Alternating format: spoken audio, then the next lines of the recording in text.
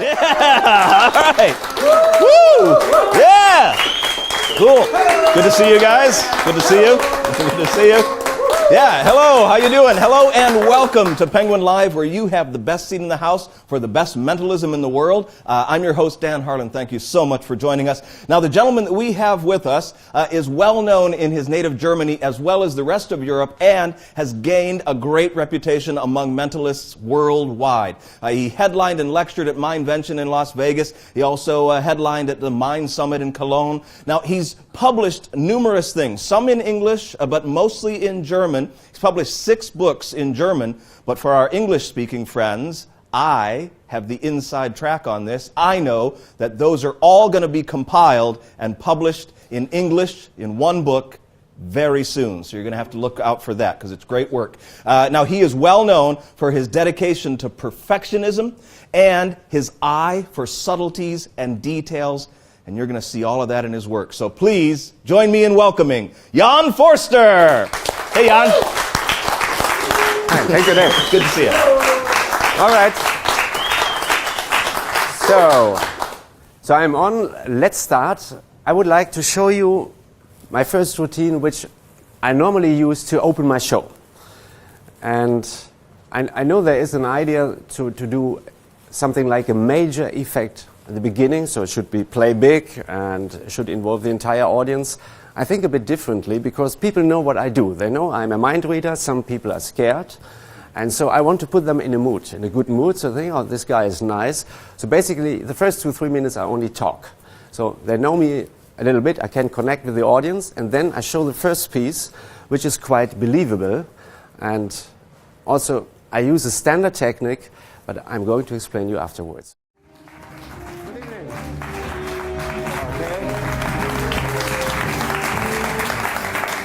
I'm so happy to be here. I just flew in last night. My arms are still tired, but nice to be here. I think I should explain one thing before we start. When Penguin Magic decided to bring over a European mentalist, they didn't want a mentalist, they wanted the best mentalist they could find. I'm not the best, but they could find me. Okay. I'm sure many of you make money with their brain. I make money with your brain. And this is a lot of fun. I will show you. And it is easy tonight for me because I feel and I know this is an intelligent audience. You can tell always by the applause. No.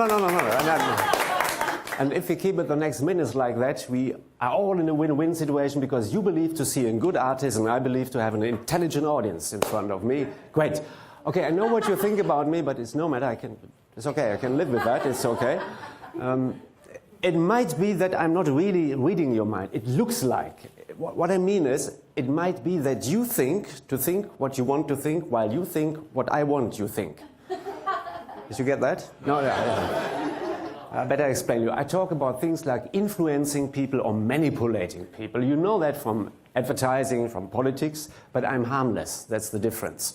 And I'll show you what I mean. Your first name? Annie? Fantastic. Annie, would you mind to join me a moment? You get a big and nice round of applause.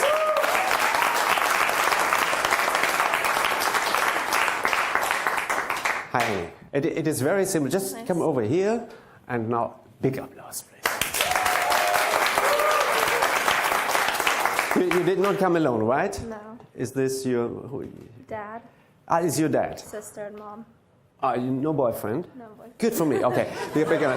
No, because I'm going to show you something now, of course, the entire audience too, which I normally do with my wife. Okay. You see, I'm married. Her name is Danielle, but she's pregnant again. I have already somebody in suspicion. So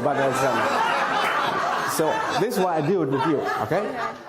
Okay, first of all, it is important that you try to resist when I try to influence you, okay? So my name is not Donald Trump or so, I'm just Jan from Germany, okay? And you go along with my accent? I was working for decades on it, okay? Okay.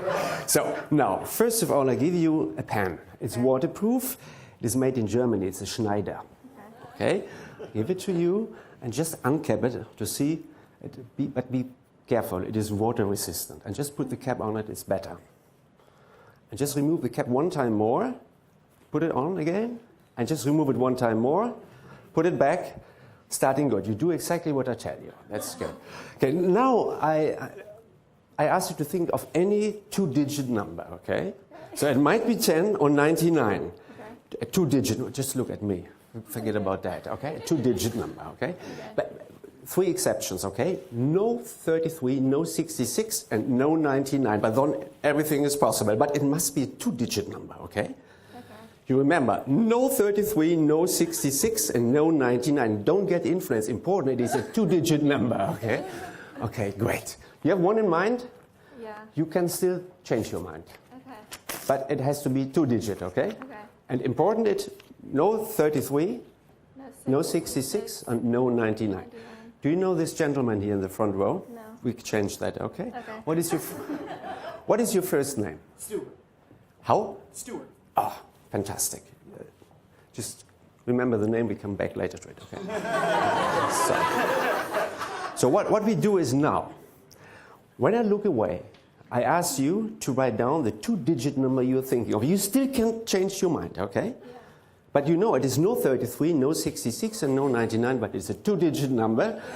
And when you see my back, you write it so that he could read it later, okay?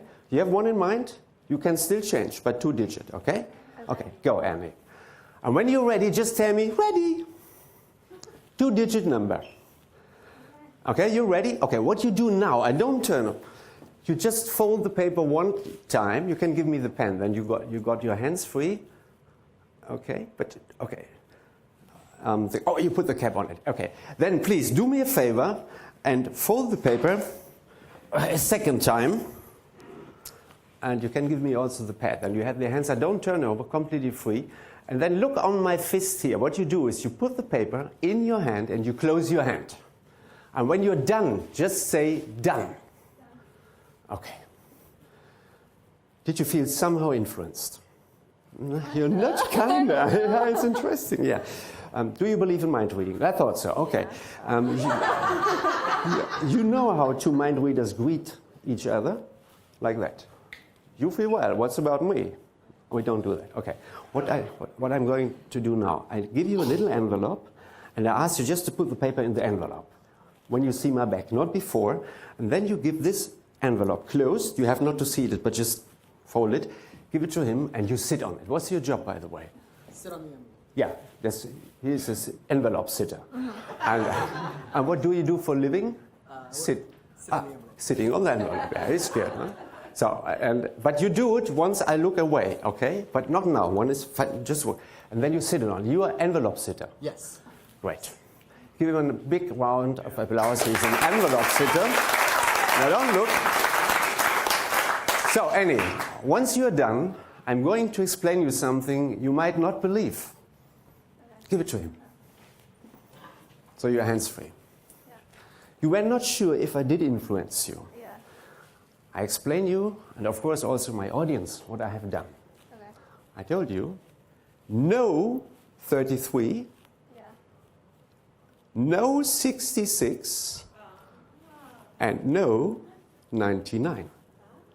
And I said repeatedly, it must be a two-digit number. How many fingers do you see here? And now you see? 4. Okay, and this is not a 33 and not a 99, but this is a 54. Correct?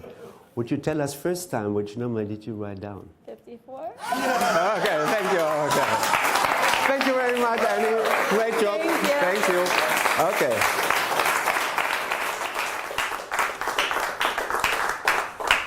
So this is a light-hearted opener. Basically, I could sell it as mind reading. And the good thing is, it is believable.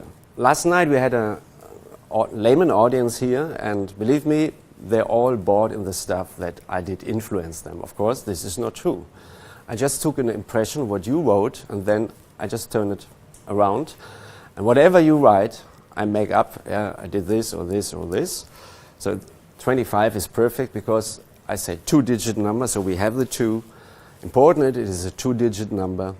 Actually, when I said 33 and 66 and 99, I actually write 33, 66, 99. But as you look me in the eyes, you don't really see what I do with my hands. And for the audience, it's impossible to see because while I talk to you, I block my hand with this arm. So that gives me the chance just to interpret what I have done before accordingly to the number you wrote down. The important thing is how I do get the impression, because I think, did you catch it when I got the impression? Okay, this is the fine thing. It is not really my idea. It is very old. It is an idea of Roy Johnson, 40 years ago. It's a great guy, Roy Johnson. And I combine it with the idea of Carlos Meyer, who was a mentalist. It is an idea he published. He did not really publish 25 years ago, almost 20, no, a bit more than 25 years ago. He died a couple of years ago. And this led me to the idea to self-construct an impression pad which allows a very time-delayed peak. So, what I have here, there are several options. This is 25. So when I gave you the envelope, I had two. Like, oh, one is fine, one is enough. I never come back to that. I talk about that in a moment. So, and I give you one and I get the impression here. How does it work?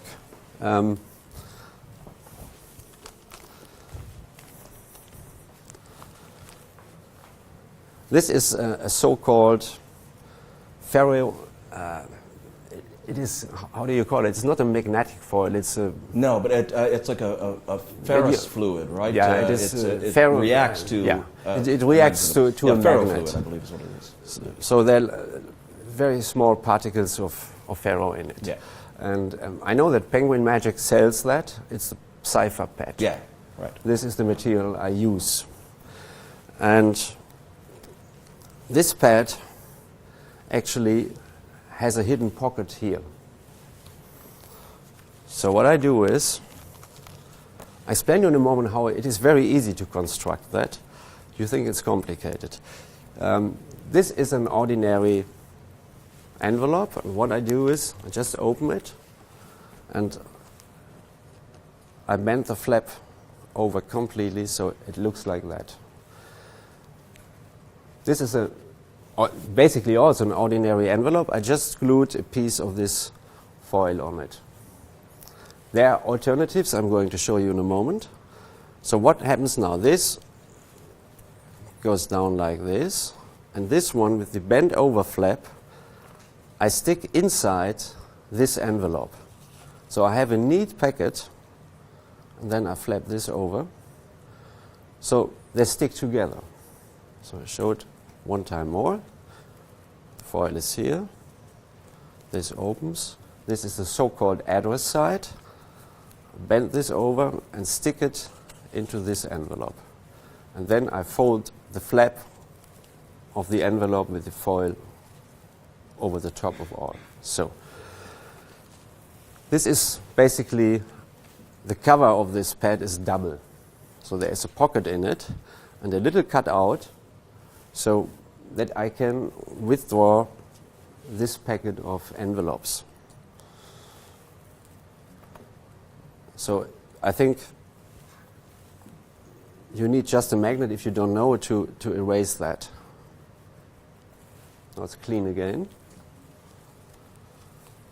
So you stick it in the pocket. Of course, the foil has to be against the top, and the flap goes in direction of the coil.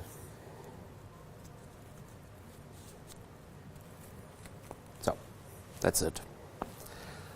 I explain in a moment how to construct that. It is quite easy. If you take the cipher pad, you could modify it.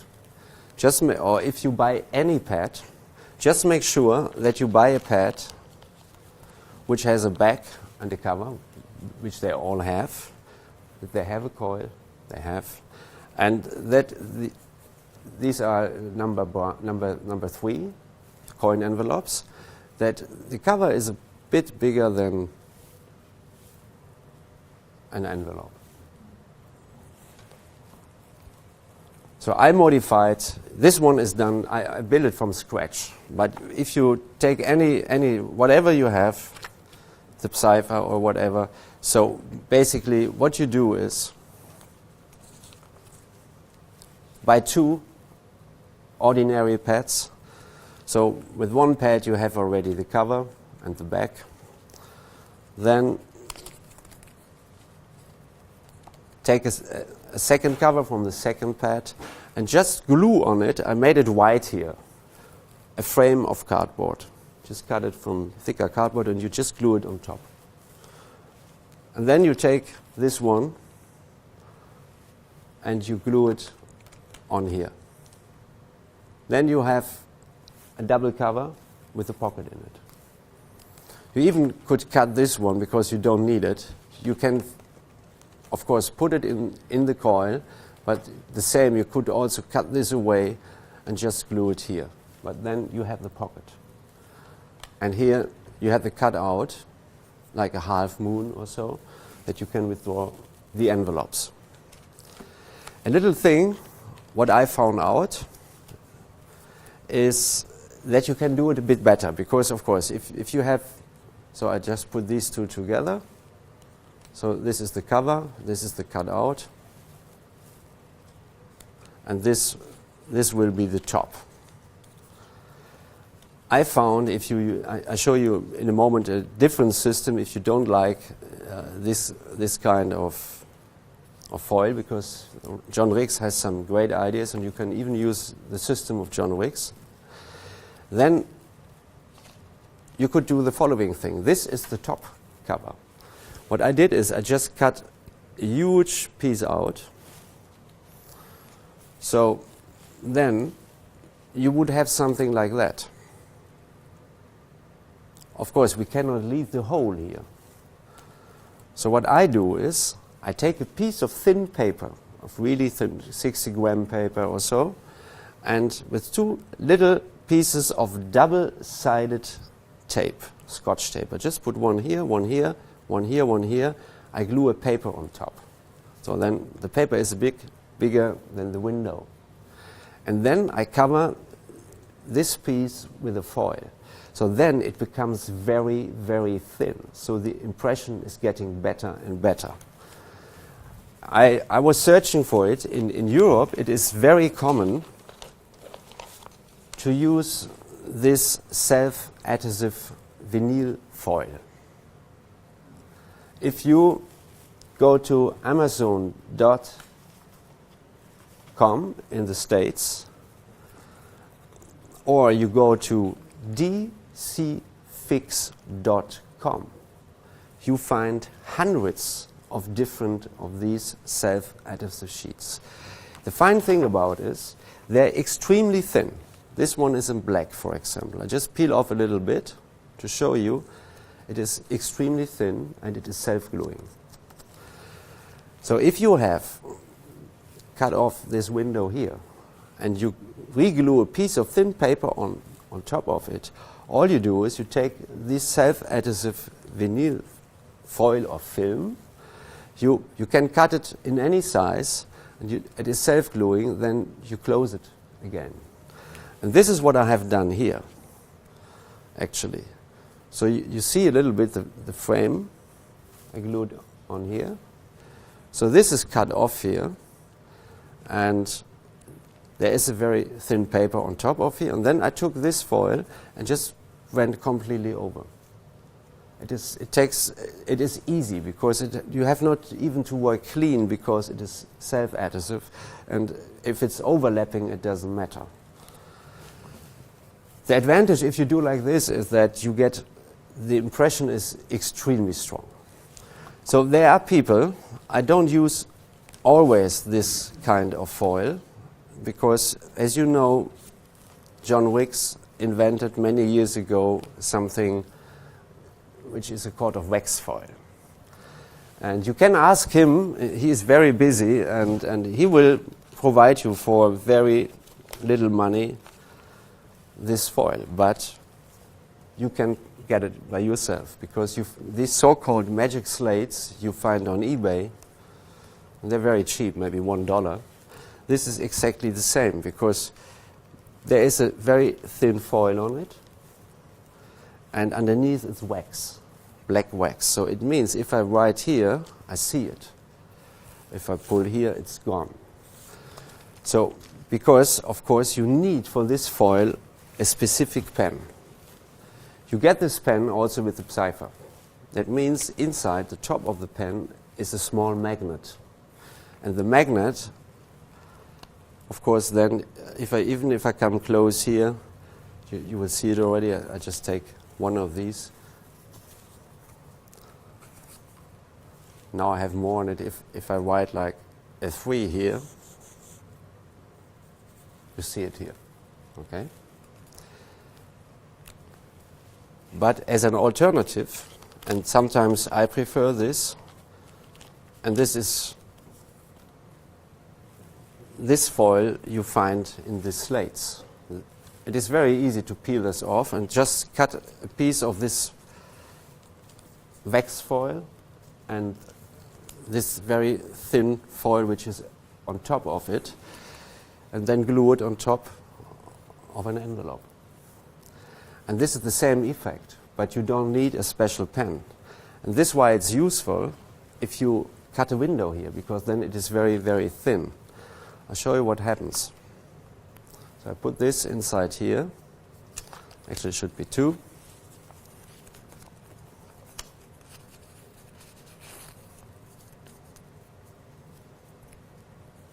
Maybe we can convince Penguin Magic to produce these pads, because you cannot buy them anywhere. Maybe it's too much work. So, now if I take one piece of paper and I take a different pen, I take a knot. So this is an ordinary pen, and I write something. I just write 43.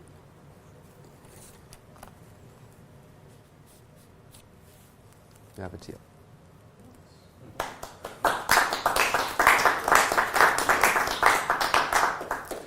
If you want to go this way, I use both. Then a little tip, because you have to withdraw the 2 envelopes together. You should really make sure that this gray foil underneath, you see this wax foil is black.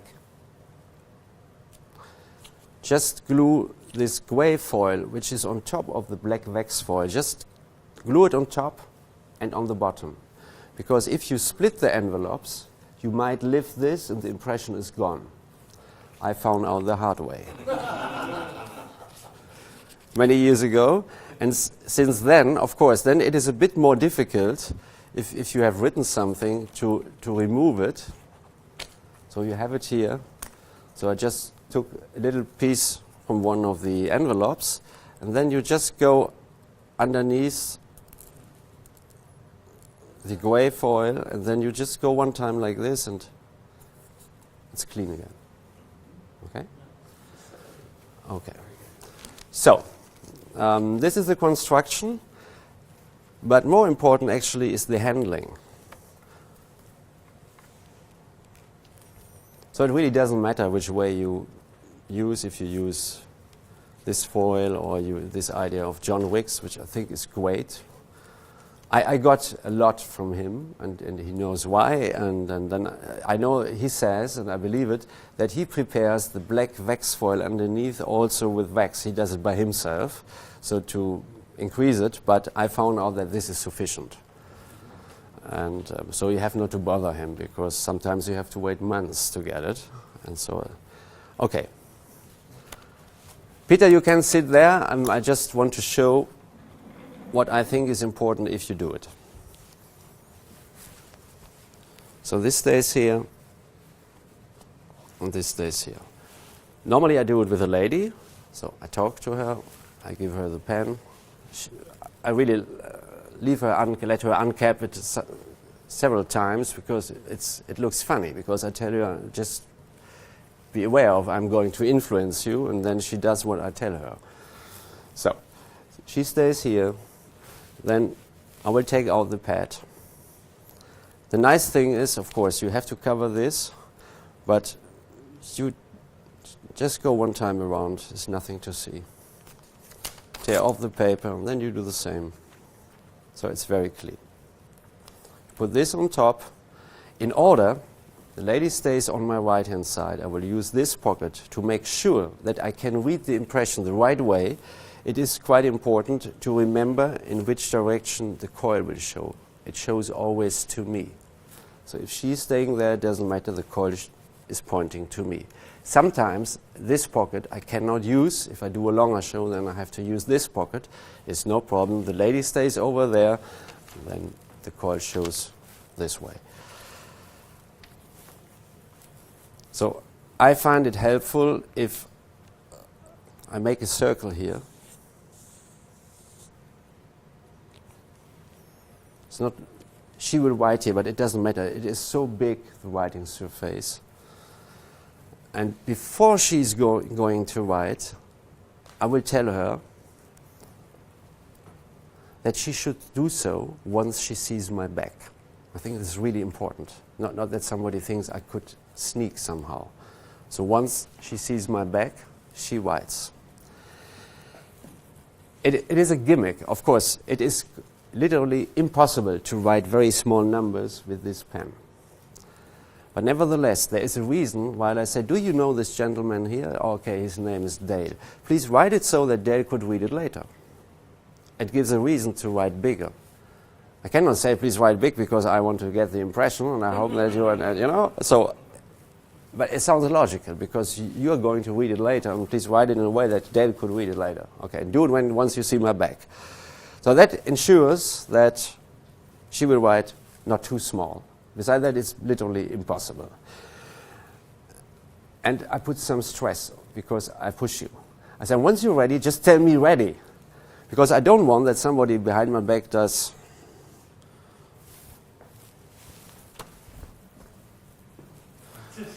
So I make also sure that there is nothing nearby, because Peter was staying here. In order to find a writing surface, he would have to move somewhere here. So I make sure that the person is really, so she has to do it. And I put some stress. And once you're ready, just let me know ready. So I said, okay, I have to hurry up, okay? So, because I don't want that, it never happened actually, but it could happen if you give them too much time. So once they write the number down, now I take 43. I'm a nice guy. I will tell her, please fold the paper one time. So now, imagine a layman. Okay, I have the cap, I'm at least that nice. She stays there. A pen, the loose paper, and the pad. She is like, how do I do? And 100 people looking at you, they're getting nervous. So because I'm a nice guy, I will say, okay, you can give me the pen, then you got your hands freer. So I take the pen, close the pen, put the pen away. And then please fold the paper a second, as she's like, she's not a magician, or Peter is, but so say, oh, you can give me also the pad, so you got the hands entirely free. It looks like I'm helping the person, but of course I want to get that. But I don't look there, and this is the reason why I have a sticker with my name on here. So however she gives it to me, okay, I know that the coil has to show to the bottom, and my fingers feel where this is. Yeah. So then I know, because I have to get it this way. And once I have it this way, so coil to the bottom and the front cover to the audience, and I feel it, because I don't want to look. I can put this away blind, because I even don't want to look there. So then I put it, and then I say, okay, close your hand and put the folded paper into your fist. Can I turn around? Okay. So the next step is, of course, I have to withdraw the two envelopes. This is why I have to put it this way into my pocket. So it means the coil shows to the bottom and the opening to the top.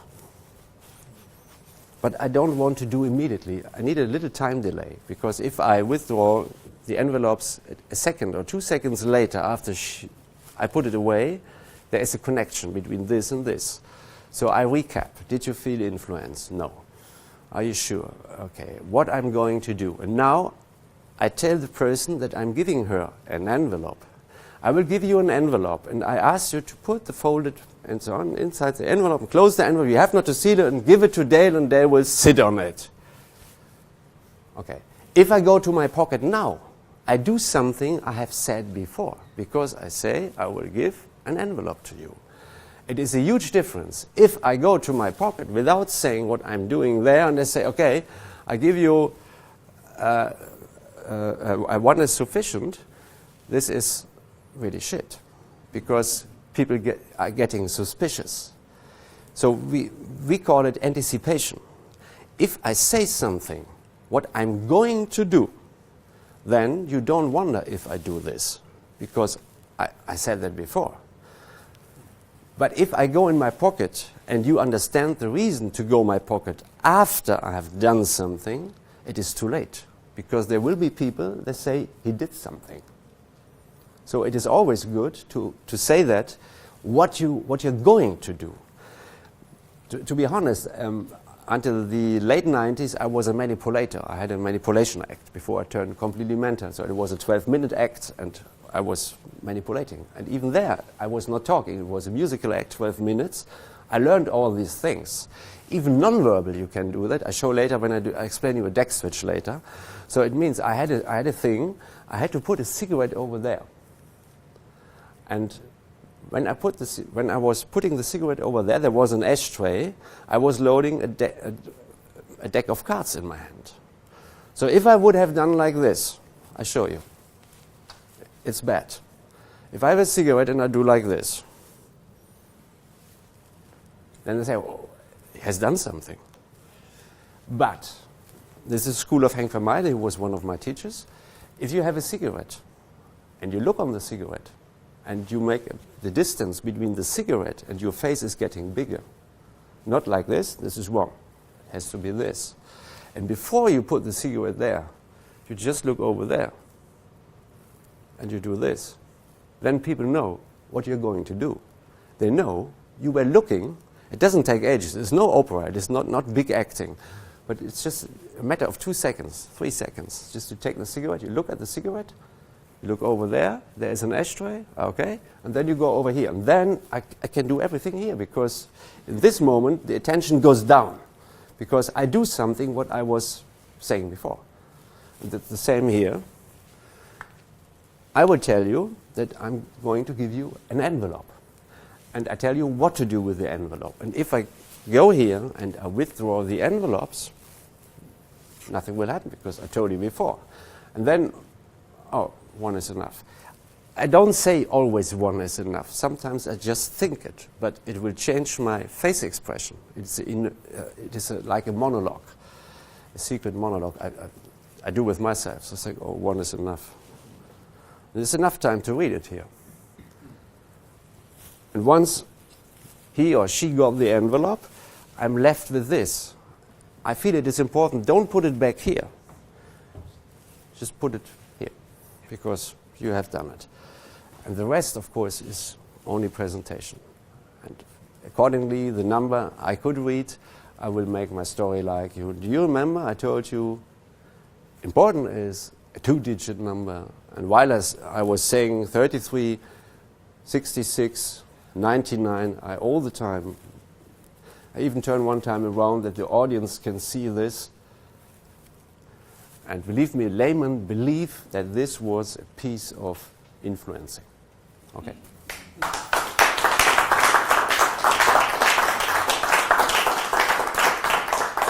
Do you have any questions to that? Just curious about, I think you said you were going to mention something about the envelope being left out there with Dale. Yeah, it's true. I think this is nothing wrong with magic. I did most of my life, I did magic. Around 2000, I turned completely mental, but it was a personal decision.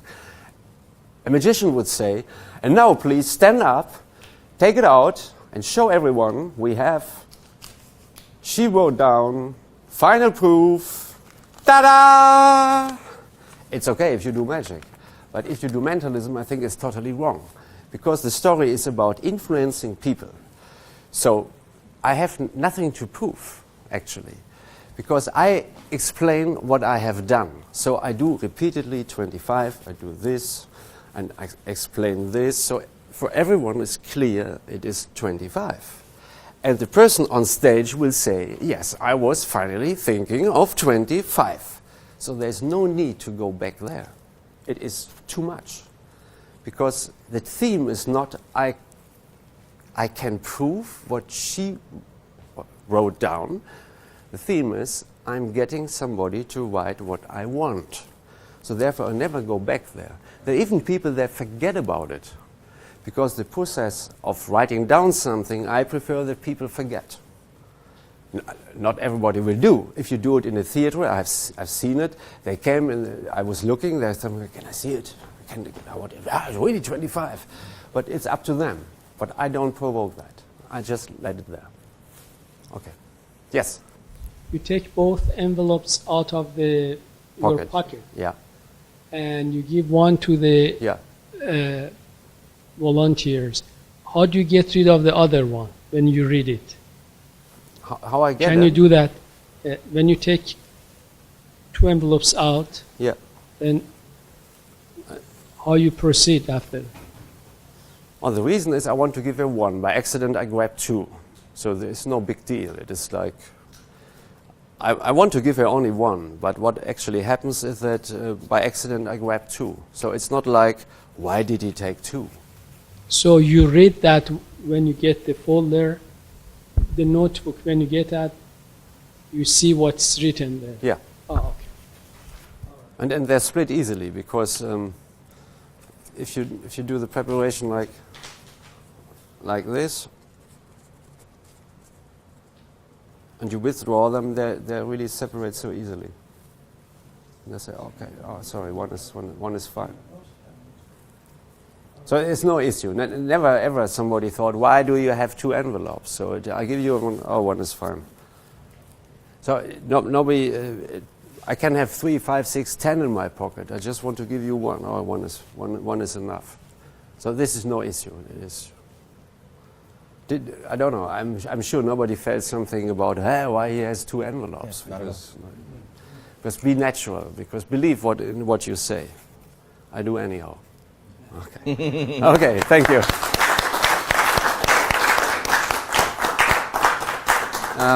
The next routine I would like to show is called Kiss a Name, and I played it last night for a couple, and it plays very well. Very little props. You can do it as an MC if you want. You can do it with a couple staying. I prefer to have them seated. And I have a good idea. We just watch how the performance looked last night. I have to be honest. I started out as a magician. And I left magic about more than 15 years ago. But I still love magic. But there was one thing I found extremely annoying. If you are a magician, and you handle a deck of cards, all the time you will hear by people, excuse me, man, I wouldn't like to play cards with you. It is very original, but you hear that thousands of times. Since I'm a mentalist, I don't hear that anymore. That's great. But the dangerous thing is that I'm more dangerous, and I like that I don't hear that anymore. I'm showing you later what that means. I have a full deck of playing cards here. Is there any magician in the house who knows the... No magicians? Ah, great. 52 cards, poker deck, American bicycle. I threw it to you. All I ask you, just take the cards out of the box, count them, shuffle them, cut them, whatever you want. I'm back with you later. Your first name is? Jay. Jay? Yeah. I can remember that. Okay. Now let's go a little step further, because I would like to read your minds, okay? It is not like that I can come in and I can read your mind. I have to prepare my audience a little bit. Okay, you think of your haircut, right? No? But you should. Okay, but it's, what I mean is, if I put you in a certain condition, and I would like to make a little experiment with you, and you go back in your school time, and we just need a couple. They can say, oh, it's some time ago I've been to school, and I didn't like to go to school so much, so... You're too young. So we come over. What's your first name? Chuck. Chuck. You have been to school, I guess? Yes, I have. It's a long time ago. Huh? Are you alone? Is this your wife? No, I'm with her. And you came alone? Yes. Oh, that's good. Then you're not alone anymore. Please come to me and you get a big round hand of applause. But you were smiling so nice. Would you mind to join me? Okay. Hi, Jack. So, you know what? Because this is for you. No, we take this one for you. So the lady is on my right-hand side. And your first name is? I'm Carrie. Carrie, you sit down here, please. Okay.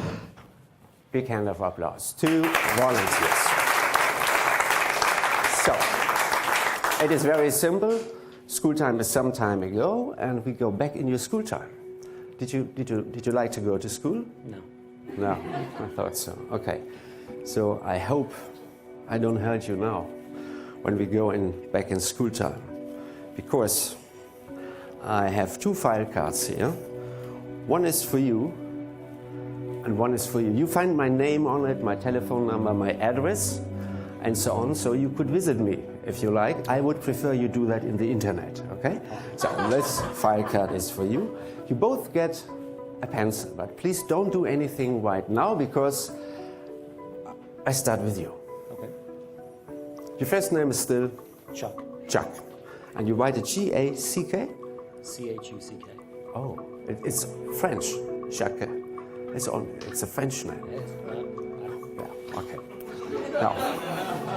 Now, just remember your elementary school. Just look at the wall there. Okay. And when you learned writing, okay, you had it was a teacher, is that true? Yes. I thought so, because you were thinking so. Okay. And maybe you remember that she was writing words on the blackboard, and then you had to rewrite them on the paper. Do you remember that? Okay.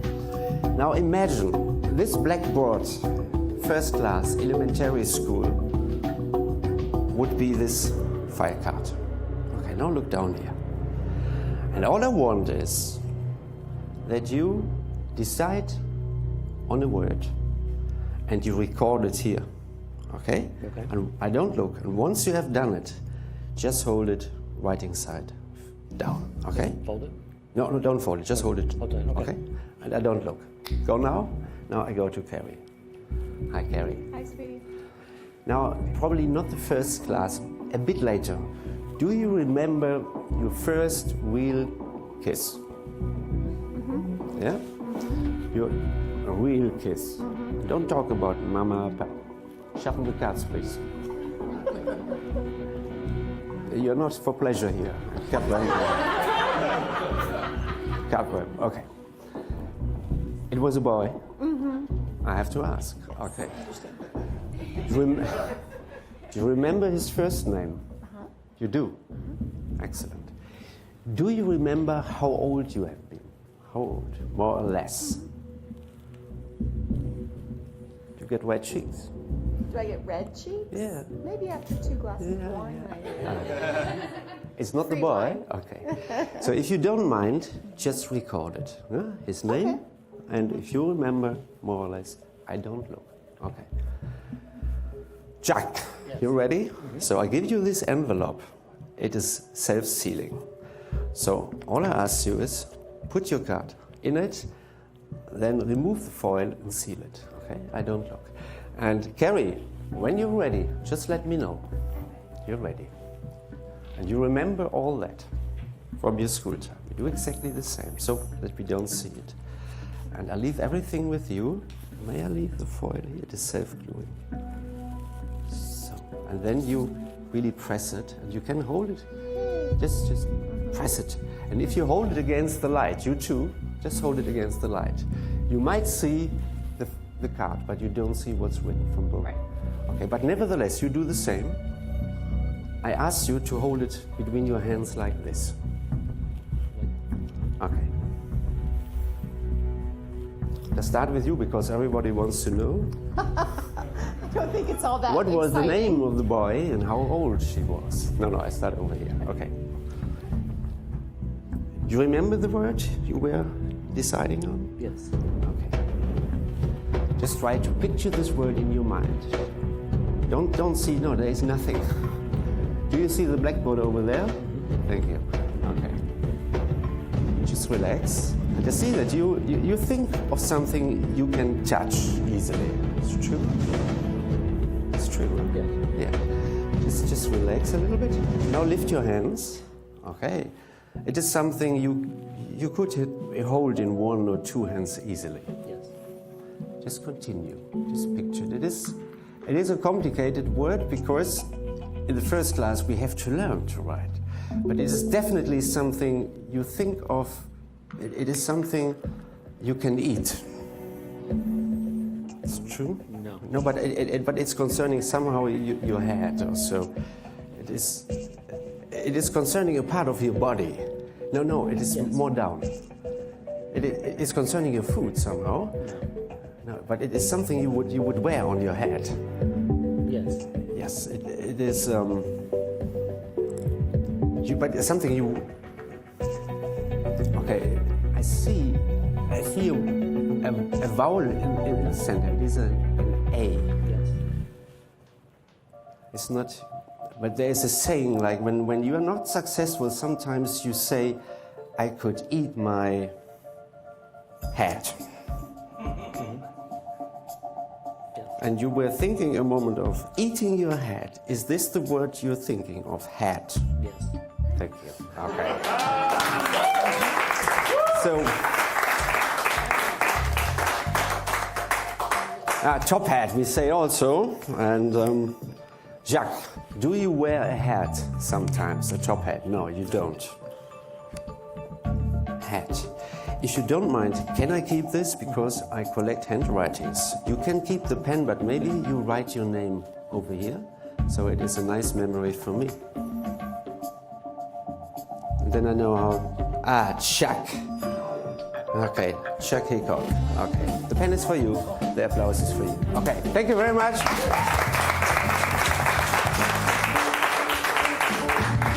Now I come to you. It was a boy. And when you kissed him, it was under a tree or nearby. No. But you were convinced nobody's... You were not sure. You did not really want that somebody saw that you were kissing. You didn't care so much. You were proud of it. And I have the feeling, if you think of the name, that it was a longer name, but you had a short name. You gave him a short name. Is that true? Mm-hmm. And you called him by that. Mm-hmm. And it is a name, because I'm from Germany, I don't know it all. Is it? It seems to be a common name over here. But it is very seldom, because in his passport, certainly the name was longer. Mm-hmm. But you called him Tai? Oh my goodness. Did you? Oh, there. Should we have a look? No, we don't. I think she deserves a big round of applause. Okay. Thank you very much. Keep the pen. Okay. Wait. I don't. You remember your age? Do I remember my age then? When then? But don't tell us now. Okay. Just think of it. Okay. Okay. May I say it loud? What do you think? I was younger. I was 12, but you have been 15, no? Yeah. 15? Okay, 15 years old. Okay. Thank you very much.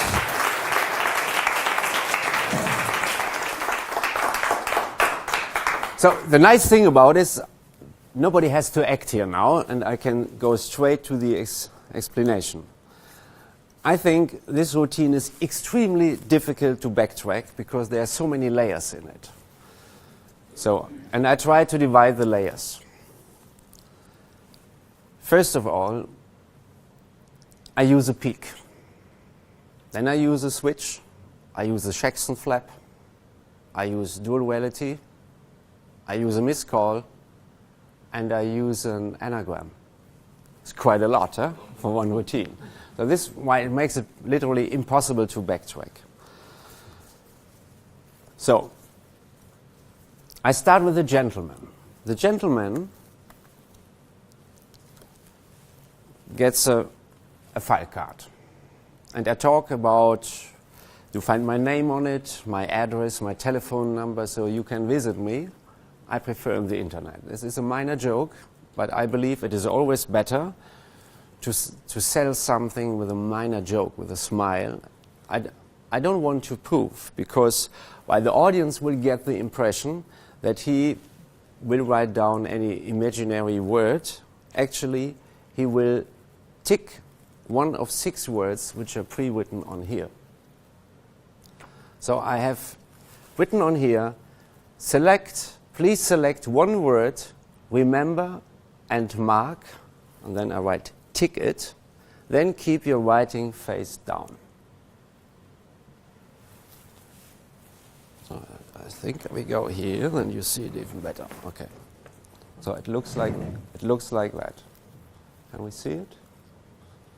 So the words you can choose on are shoe, joke, sailboat, pizza, hat, and cake. So in a moment I'm going to explain you how I fish for that. I like this fishing better than fishing for letters, because I go by the meaning of the words. So I call it a semantic fishing. So this is the gentleman. And while I talk about the blackboard, and now imagine the blackboard is this file card, for the audience, you get the impression he will write down any word, but in fact he will tick one of the pre-given words. There's a small risk. Sometimes you might run into somebody who will ask you, should I tick one of the words? This is certainly what I don't want. And what I say is also very important. I don't say tick a word, I say just make up your mind, decide on a word and record it there. So I never say write it down, because he would say, why there's no, he might respond in a way I don't want. But of course I don't say tick a word, so I say just make up your mind, decide on a word and then record it there. It means everything. And while I talk to him, I even go with my finger here one time and I make a sign like a cross. So I just record, and then even because I do this with my finger on his file card, by then 99% of 100 spectators understand what they have to do. Because I mime it, it's written here, and there's still some people, they will say, should I tick? And just for this reason, I always observe the spectator. If I see that he inhales, what means he's going to ask me in a second a question, and just raise my voice and will say, exactly, and then keep it right inside down, but I don't look. I really say it louder. What happens to him is that he really feels that my voice changes. He will feel like, oh my God, I'm so stupid, how could I ask? And he's shrinking. So you really have to step over it. And then you have no problem with these gentlemen on that side. The lady gets another file card.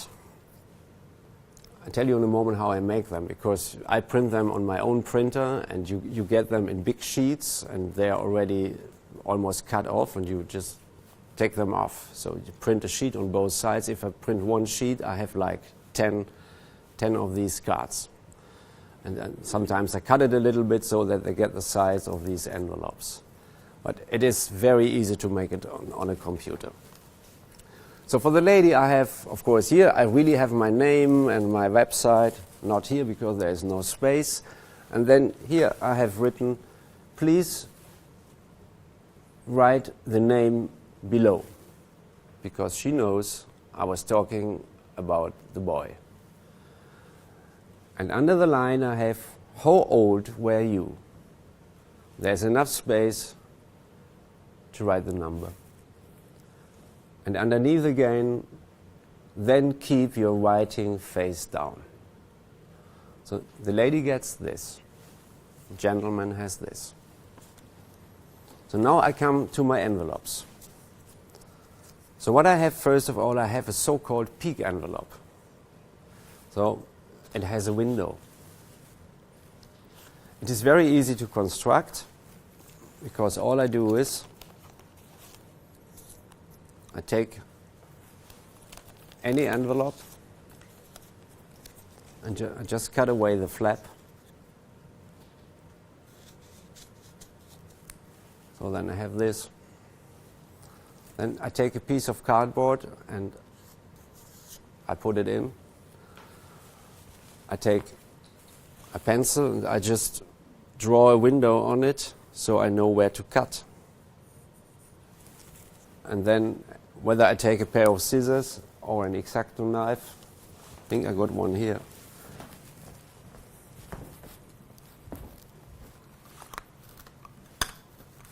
But I think all people know that, so that it's very easy to cut it off.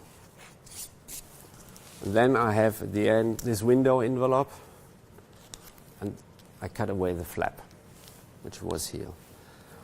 What I normally do is, you see that I put a piece of foil here. It can be from a plastic bag or so. I do it for a very simple reason. It's the hard way, because if you push a card in it, it might be that the card comes out here. But like this, I just use 2 pieces of double-sided tape. I glue it here and here. Then this window is closed with a transparent foil, so it doesn't slip out anywhere. All right? So then I need an envelope with a so-called Jackson flap. I know most people heard about it, but they think it's complicated, but it's not complicated. It's so easy. It takes not even a minute to make a Jackson flap. And then I'll show you the setup of the envelopes. What you actually do is, I go over here, let me see it. Excellent. So I just cut off this much from the envelope. The flap is still here, and then I cut off a little bit here, a little bit here. And I'm left with this piece. This is the original flap. And the flap, I leave the way it is. And you do this. This is like a tongue. And then I take a second envelope and I glue this flap onto this flap.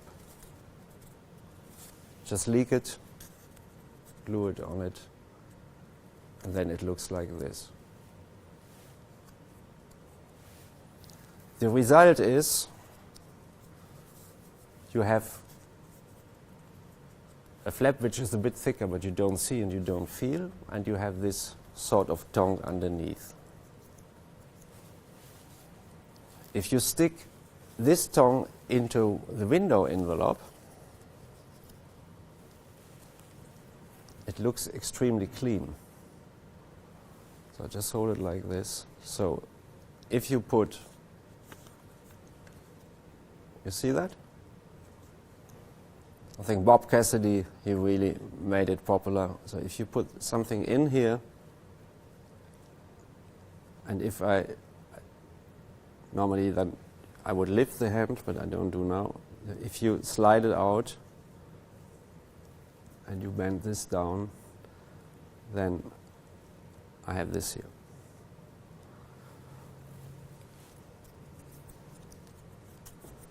So now this setup. This is for the lady. It is an envelope with a Jackson flap. Because she will hold it later against the light, I put a dummy in it. So it means I take one of my used cards, this is part of the preparation, and put it into this envelope, because if she looks against the light, she will see the card inside. If you don't put anything in it, she will discover that this is empty. So now the setup is quite easy. On the bottom, I have an ordinary, I need 4 envelopes. I have an ordinary envelope which is sealed. I put it here. Is that empty? Is that empty? This is empty. Okay. This is just for cover, because I have 4 envelopes, but I need only 2. So this is empty. Just I seal it so the flap is not in the way.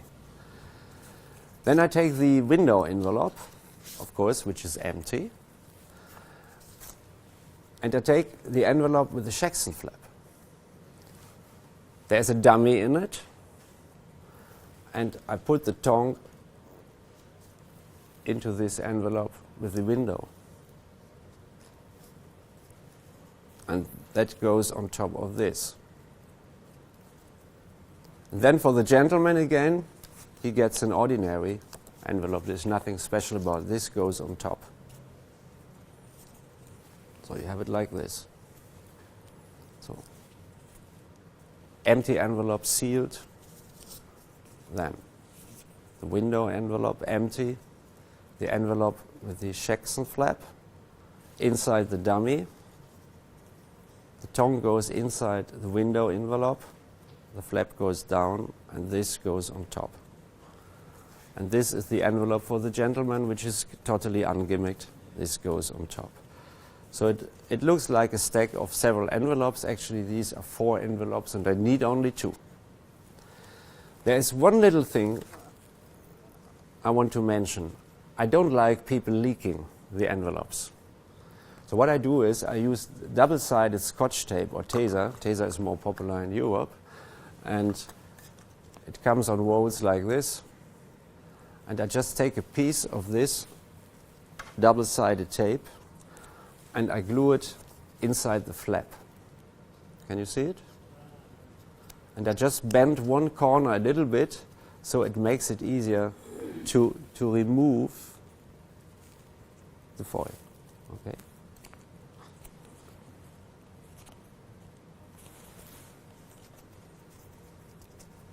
So now, then I use my 2 file cards. Normally I put them on top, I take a paper clip to secure it,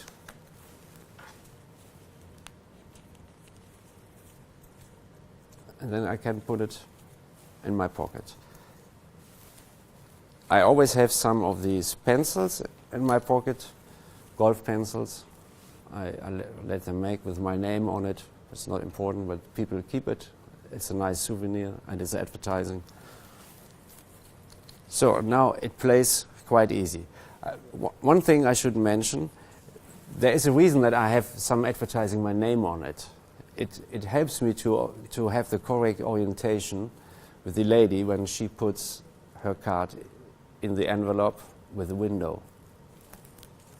And beside that I'm talking about, you find my name on it and so on and so on and so on. Okay, now I can go through it one time, quite brief.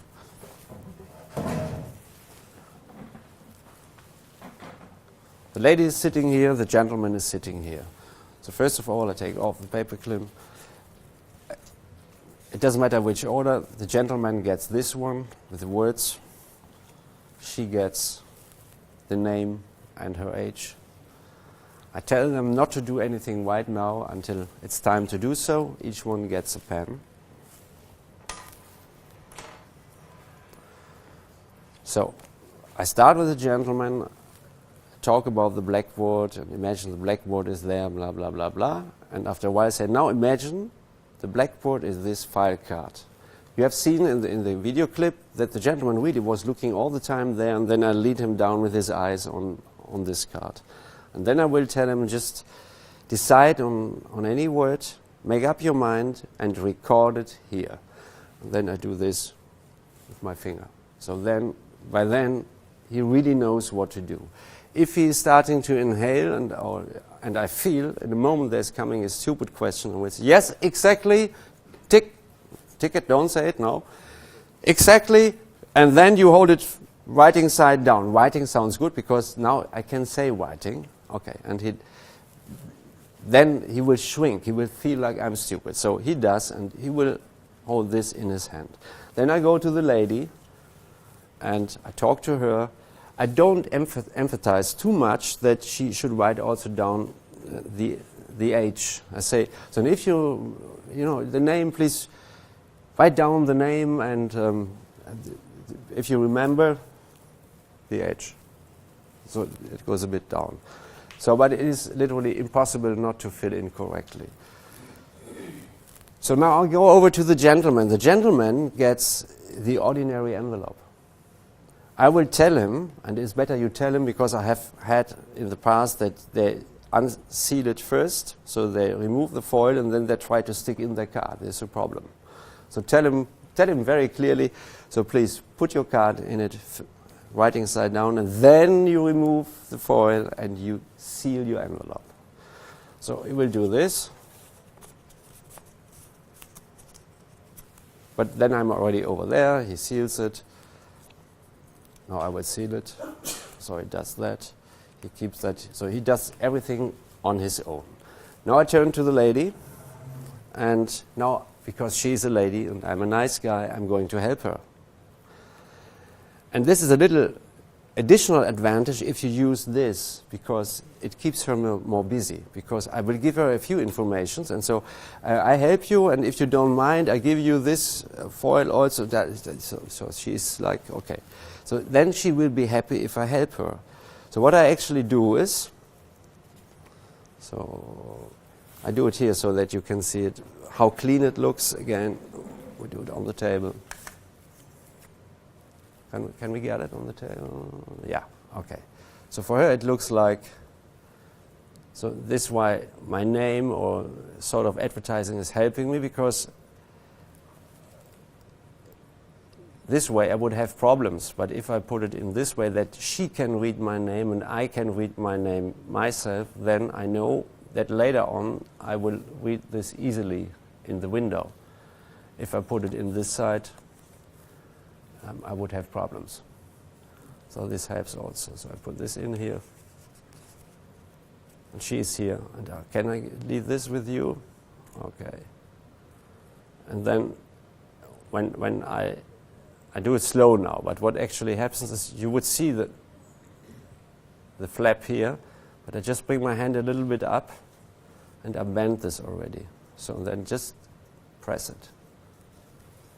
So now she has this envelope, and if she holds it against the light, she sees something in it, but actually what she wrote I have in this envelope with the window.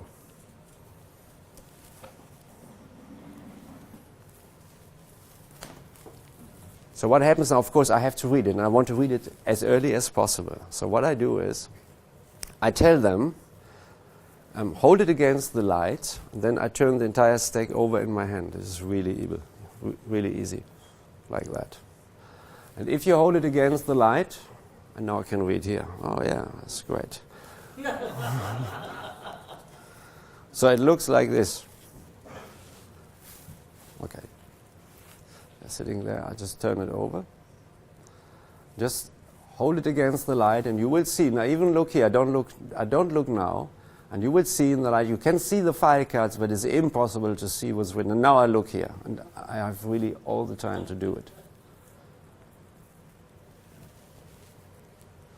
So as they stay seated, the advantage is that I can step a little bit back, because I would do it here, but they can't move, but I can move. So I just go half step back, and I do this. And once I read it, I just put my hands together, and it's covered again. So by now I know the name and I know the age. So they keep it between the hands, and I put this in my pocket, and I'm so far away for them. I don't know anything, but I know the name, I know the age, and I know one of the 6 words he's thinking of. Okay. Now, the fishing procedure is quite easy. You could make it easier if you, and just put it here so that we can put the camera on it. So you could get rid of the shoe, but I don't mind, because if you're a mind reader, you need some time to find the word. And it's quite easy.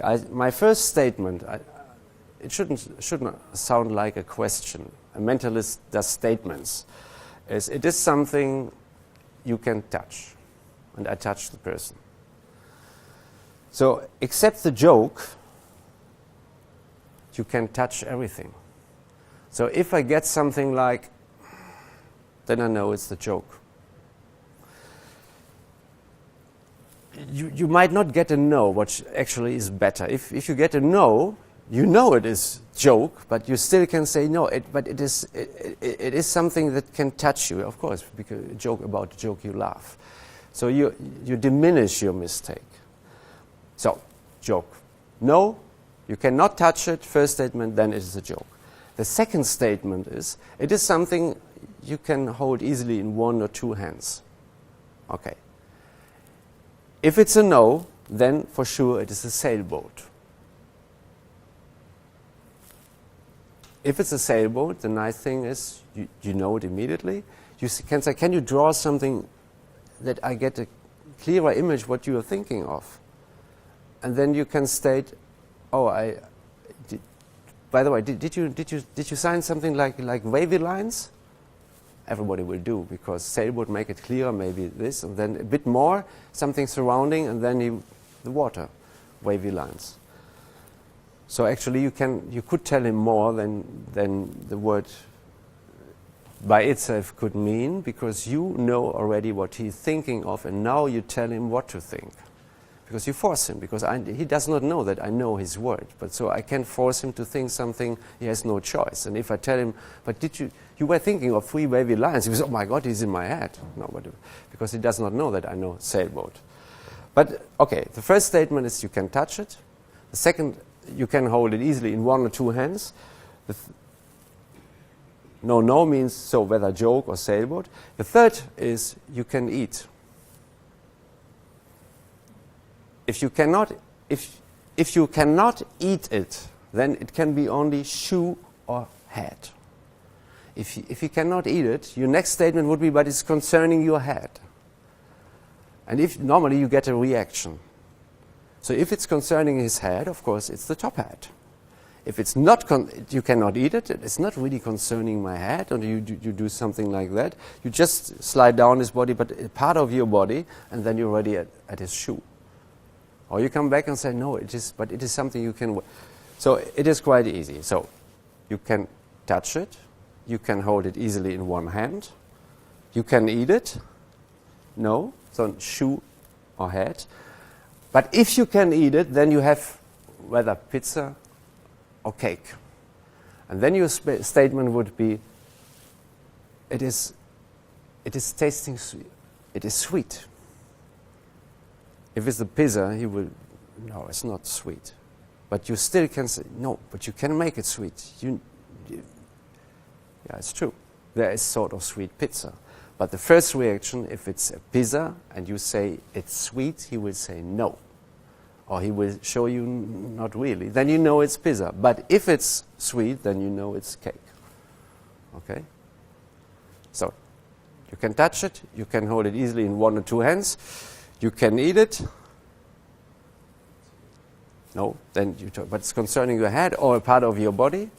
You can eat it, and then you would say it's sweet, and then you know yes or no.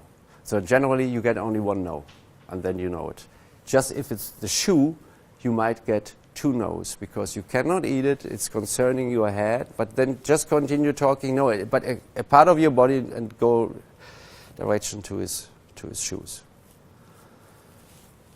So once he says, yes, I'm thinking of, like last night, head. Normally I'm not a friend of opening and say, yeah, it is head, but here I do it because now I do something that confirms that he was writing something. So you can tear it off, of course, but sometimes I prefer to use scissors. So I cut it open and I say, oh yeah, head. And then I ask him, this is very bold, can I keep it? I'm collecting handwritings. So for him it's a minor joke. For the audience, it's like, oh yeah, he's collecting handwriting. So I reconfirm that he was writing something, what he did not do. And then additionally say, oh, would you write your name here, please? So it's a nice memory for me. So can I keep it? Because I'm collecting handwritings. Could you write your name here? So, and then I sent this gentleman away. So, this is the gentleman. The lady is quite easy because I know already from the very beginning the name and the age. What I normally do is that I would tell her the name. Okay, Tai is quite unusual. It's not a very common name. It's not like Michael or, okay. So, two remarks. The gentleman, what I always say, I look at the age of the gentleman. If he is above 60, you can be sure that his teacher in the elementary school was a man. If he's younger than 60, in 99%, it is a woman. It is so.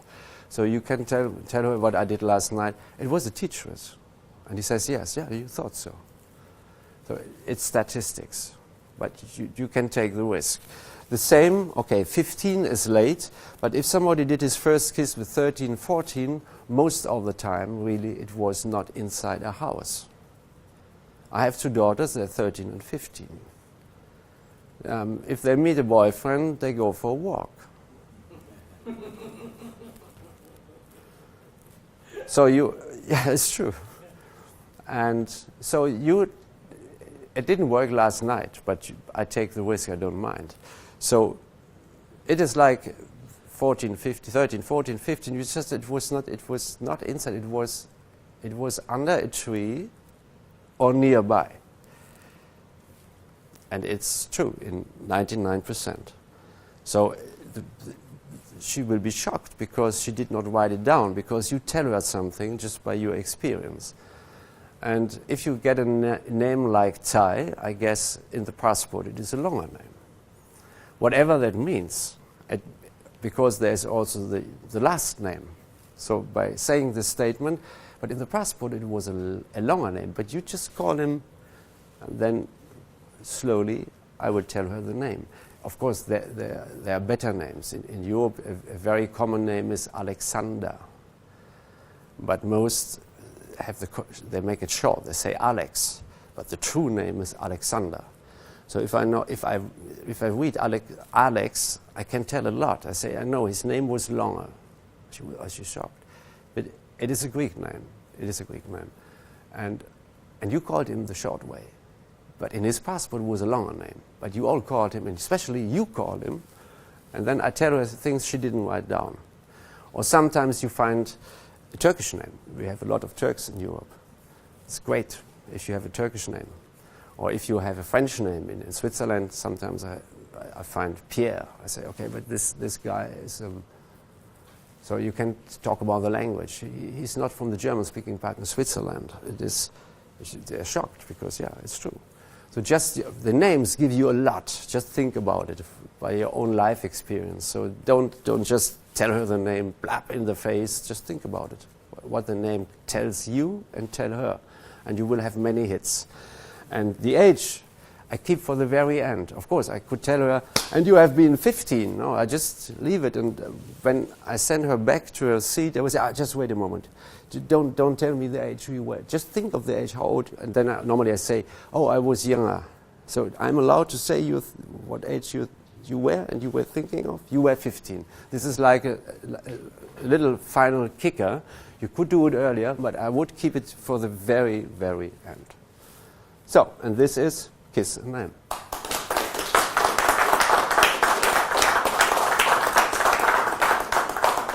Do you have any questions? I think we do have a question right here. Yeah. In the handling with the ladies writing, do you actually take the card from her and put it in the envelope yourself in order to get the orientation correct? It is so... actually, it is more that I do it. It looks like I'm going to help her. So, but if I'm really... It is 99% I do it. Okay. Yeah. Just to play safe. It is not only due to the orientation, also it helps her really, and she could push it herself in it, but as I give her, when I remove the foil from the self-adhesive tape, so she it helps. Mm-hmm. Okay. You could say, can you do it? But there is no need, because she keeps it writing side down, and she is here anyhow, and then I do it. So as long as you make sure it's going in correctly. Yeah, and play safe, because the impression is she does it. So even if you help her a little bit. And it is the second time. The gentleman does it entirely for himself. Now this is a repetition. It's not really interesting. People have seen it here already. Now we speed it up here, so I help you. So we move the foil, and you keep it and you press it. And actually, it speeds up the procedure. And it's not interesting. It is the second time. It's repetition. Okay. Okay. Okay. So, the next thing I would like to show is, it's also because then it's a nice variation for you, because you have seen at the beginning of the clip that I gave a deck of playing cards into the audience. It is a sort of running gag. I know there are mentalists, they think it is not a good idea to use playing cards. Something, but they're big names they use. And I think there's nothing wrong using playing cards in mentalism. And the question is only how you use them. So, of course, I'm not against sleight of hand. I can do a lot with playing cards, and I can do flourishes, but I don't show off. The nice thing is the routine I'm going to show, and I was showing last night, I show a slight variation now, needs a memorized deck and needs a deck switch. So please don't be shocked if you hear memorized deck. I talk a minute about it later, because you can do really amazing things with it, and it is not difficult to learn. So,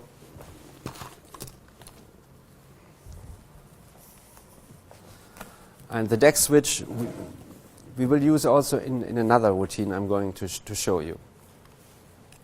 So you have seen in the beginning that I give one deck of playing cards into the audience, which I will switch out later. It is a sort of running gag. In my full evening show, there is a deck of playing cards which stays almost 40 minutes in the audience, and I always turn back to the guys and don't forget to shuffle and to cut the cards and count the cards.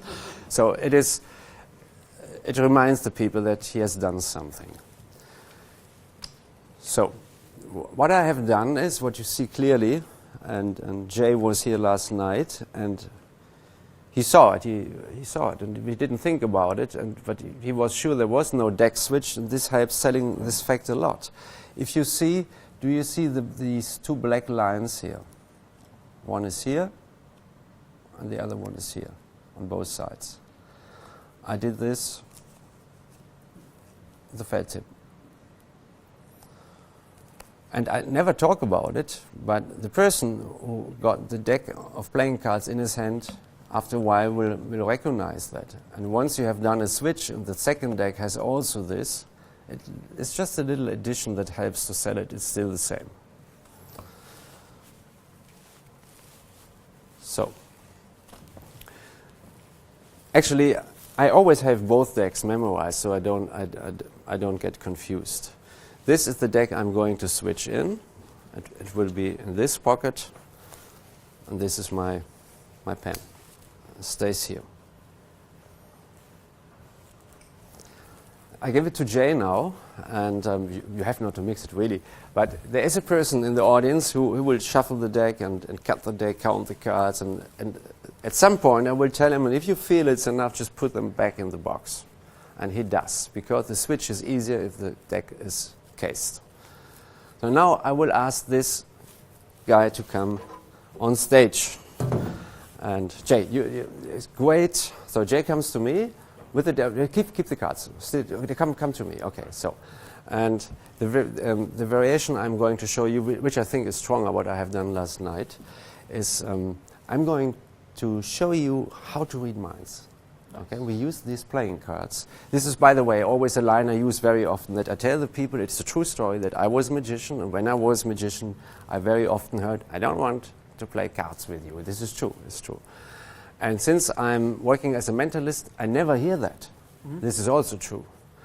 The third statement is, if the people would know that I'm more dangerous, which is bullshit, but okay, I say it.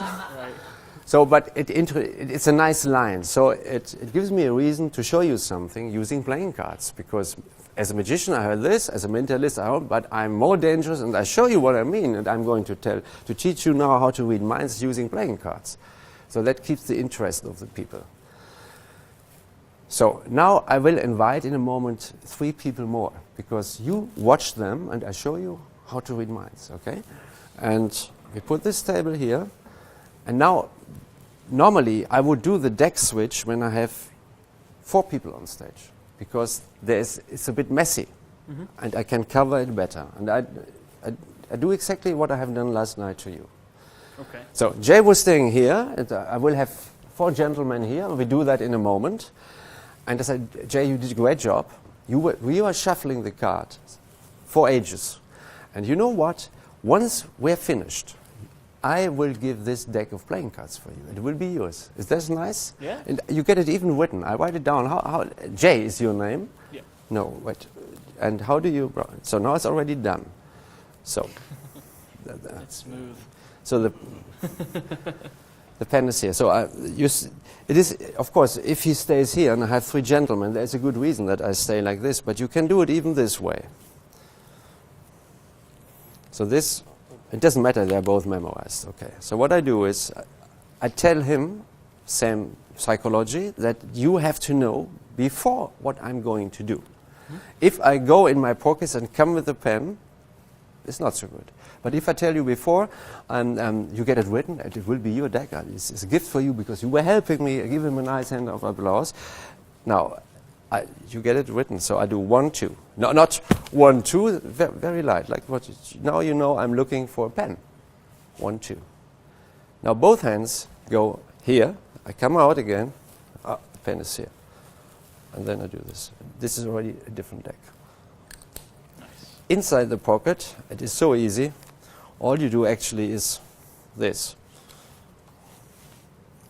This is in the pocket, and when I go in the pocket, I just do this, and let it drop and come out here. And it looks really good if you really get the pen from your pocket. Because the moment you get it here, this hand helps to open it. So it goes 1, 2. I go in here, it's not here. Okay, the pen is here, and then I come with the pen and I write here. So now it's the switched in deck. It's a very useful switch, it's very natural. And if you have audience members, you even can turn a little bit like this, because you talk to them and then you bring in your memorized deck. Okay. So, any questions to this? No, it's easy. You can watch it again and again on the video. So now would you mind to come to me, and you too? And then we take, Peter, yeah, you come, okay, because, and this time you stay please behind the table, and you stay with me, because I'm going to show you how to read minds. So you shuffle this deck all the time. You know already it is a memorized deck, so the explanation can be quite brief. So what I do is, I take the deck out, and I tell you, just put it in your pocket. Now. This is, okay, like this. And I'm showing, you know the playing cards? Okay. So now I do a false shuffle. He shuffled. My false shuffle is quite easy. I do 1, 2, 3, 4, 5. And then I do 1, 2, 3. This is not a false shuffle, but I restack the deck, because part of my preparation is before I put this deck in the box, I do 1, 2, 3 from the face to the back, and I do 1, 2, 3, 4, 5. So what I do is I redo that now. So while I talk to do 1, 2, 3, 4, 5. Since ages I do 5, 3. Blah blah blah blah blah blah. 1, 2, 3 is absolutely sufficient, because he was shuffling. Now it is again stacked. Okay, so I put the deck here, and I explain you on purpose. I will say, you know what? If this would be a mark deck, could you see from here? that it is marked? No. It's impossible. Okay. Yeah, but by the way, it is not marked because it is your deck. So I wouldn't give you a marked deck. Huh? I'm not that stupid. Okay. But we stay far away, and we start. I start with you. I show you what you do, but we go far away. Once we stay there, you just take a part of the deck, a third or so, and hold it against your chest like this, okay? But when we are far away, is it fair? So I just do like this. That was not really necessary, but it was a false cut. Okay, Jay, we go here, and just take a quarter and hold it against your chest. Now you look away, and it's fair. Fair. Would you take also a third or so and hold it against your chest? Okay. And you take also leave a few cards for us and just hold against your chest. All right. And now there are a few cards left over. You know what? You take the box and you put the cards in the box. Make sure that we don't see any faces of the cards, okay? So this is extremely fair because somebody in the audience has shuffled the deck. They have cut the deck. They cut the deck. 3 people. There are a few cards left over, and the cards he put in the box. And just put the box in your pocket. So all of you, I ask you now, just look at the card that shows to your body. And then put the pack against your chest again. You know, I have to explain you something. You know why I do that? I explained to him, but actually I explained to you. They look at the card, we cannot see the face nor the back, because it's in the bottom. So even the lay audience understands, if you cut somewhere and you look at the card at the bottom, that this is a card, you don't see the face nor the back. So it sounds extremely fair. Besides that, you stay next to me, and you see that we can't see anything. And now, what you do is just put your card, you remember your card? You two? John, Bruce and Peter. Huh? Put your card in the center of your packet, and we don't look. And then each one of you, you shuffle your pile, and then you hold it against your body. Is this fair? Yeah. Okay. Now I'm going to show you how to read minds. Of course, you have to do it accordingly, the spectators. Okay? Are you ready? Did you shuffle? Okay. So, Peter, you were the first one getting, so maybe I would say we start with him. Okay? John, all right? John, shuffle them again. So now, you know, we just go by his facial expression, okay? Okay. Okay, come with me. So we go over here and just stay here. And just you stay here. John, just give me the cards in the hand. I don't look. What we do now is, and look at his face. We look only at his face. I show you the cards. I don't look down on the cards, but you look down. And when you see your card, just think stop, okay? Look at his face. We don't need the cards. We need his face, okay? You look at the cards and you think stop, okay? And you can also look at his face.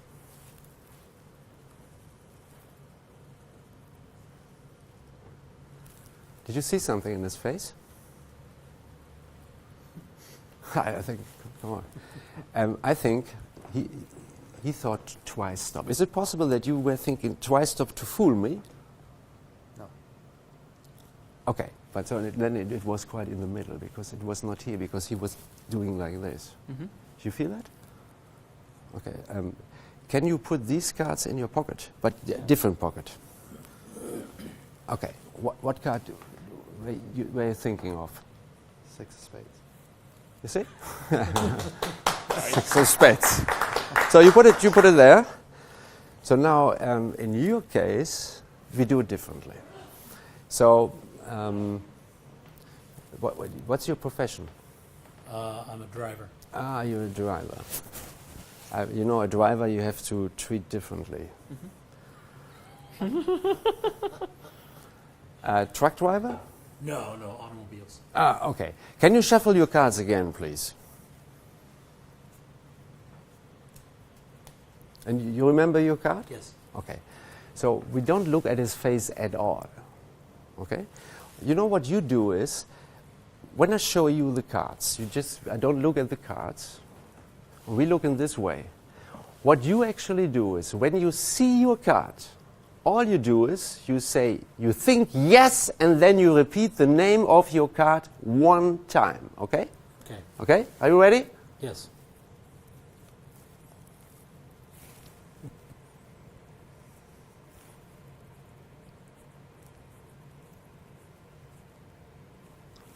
Did you feel it? Did you think yes, and you repeat it? Yes. I failed it. It's a Jack of Diamonds, right? Yes, it was. Is that yeah, it's a Jack of Diamonds? Yes. Good. Okay, this is okay. So you put it in your pocket. So now, Peter, with Peter it's easy. Jay, come over here. You know, I tell you why it's easy with Peter, because I used Peter before. Mm-hmm. So Peter is used to it now. Right. So Peter, what you do is just take his cards, just put it in your pocket. We don't need that anymore. So you just mentally, without No lipping. no lipping, yeah? You just repeat the name of your card again and again and again and again. Okay, again, again, and then again. Oh, this is good. Yeah, 3 of spades, 3 of spades, 3 of spades. It's true. Yeah, it's good. Okay. I have one idea. You have a few cards left in your pocket. Yes. So what you do, you go behind the table, and I will stay here, and I go here because the camera is there, and just take the cards out. I don't know how many there are, but I think there are not so many cards. And Jay, just fan the cards so that you can see all the cards. Okay. Can you? Yep. Okay. I think there's a good mixture of spades, hearts, clubs, and diamonds. But I want that you just concentrate on one suit. And should it be hearts, diamonds, spades, or clubs? Hearts. Okay. Just please, Jay, just scan with your eyes only the hearts. Yeah, you said hearts? Okay, that was good. Just take out the 8 of hearts. Your eyes have been just on the 8 of hearts. This is correct, huh? And it's okay. Then just scan again. Go. Oh, this is something. There is no other heart left. So he's scanning in the empty. Is that true, Jay? Yeah. Yeah. Okay. What do we take now? Clubs, spades, or spades? Okay. Jay. Okay. Just scan only the spades. Only the spades. Okay, your eyes have been just a moment ago on the 6 of spades. Just put it on the table, and then just continue to. And then okay, the Queen of Spades is correct. And no, there's no. And you're scanning in the empty now. There is no spades left. Is that correct? Yes. Okay. Yeah, the 6 and the Queen of Spades. Your eyes have been on the Queen of Spades. Yes. Okay, put it down too. Okay. So what we have left? Diamonds and clubs. Diamonds, okay. Jay, just scan the diamonds. Okay. Only the diamonds. Forget about the other. Okay. Your eyes has been on the 6 of diamonds. Just put the 6 of diamonds down, and the 9 of diamonds you can put down too. And there's nothing left. There's no other diamonds. So we have only clubs left. Is this true? True. Just scan them slowly. Okay. Put down the 4 of clubs. I've seen it. Okay. With your okay. You could 9 of clubs. Put it down. Okay, the Queen of Diamonds, Queen of Clubs, 9 of Clubs, okay, and the 2 of Clubs, and the 2 of Clubs, and then that's it, okay, that's it, we got it. Okay, thank you very much. And now the nice thing is that you can say to Jay, you know what, I promised you before, this is your deck, and he leaves with the deck, and certainly, Nice. okay. Thank you very much. The explanation will be short and brief. Thank you, John. Jay. You can take it, Willie. Another one? Another one, okay. Thank you very much, Jay. Okay. So, basically, I really can make it short because you know it is a memorized deck. You know the deck switch. And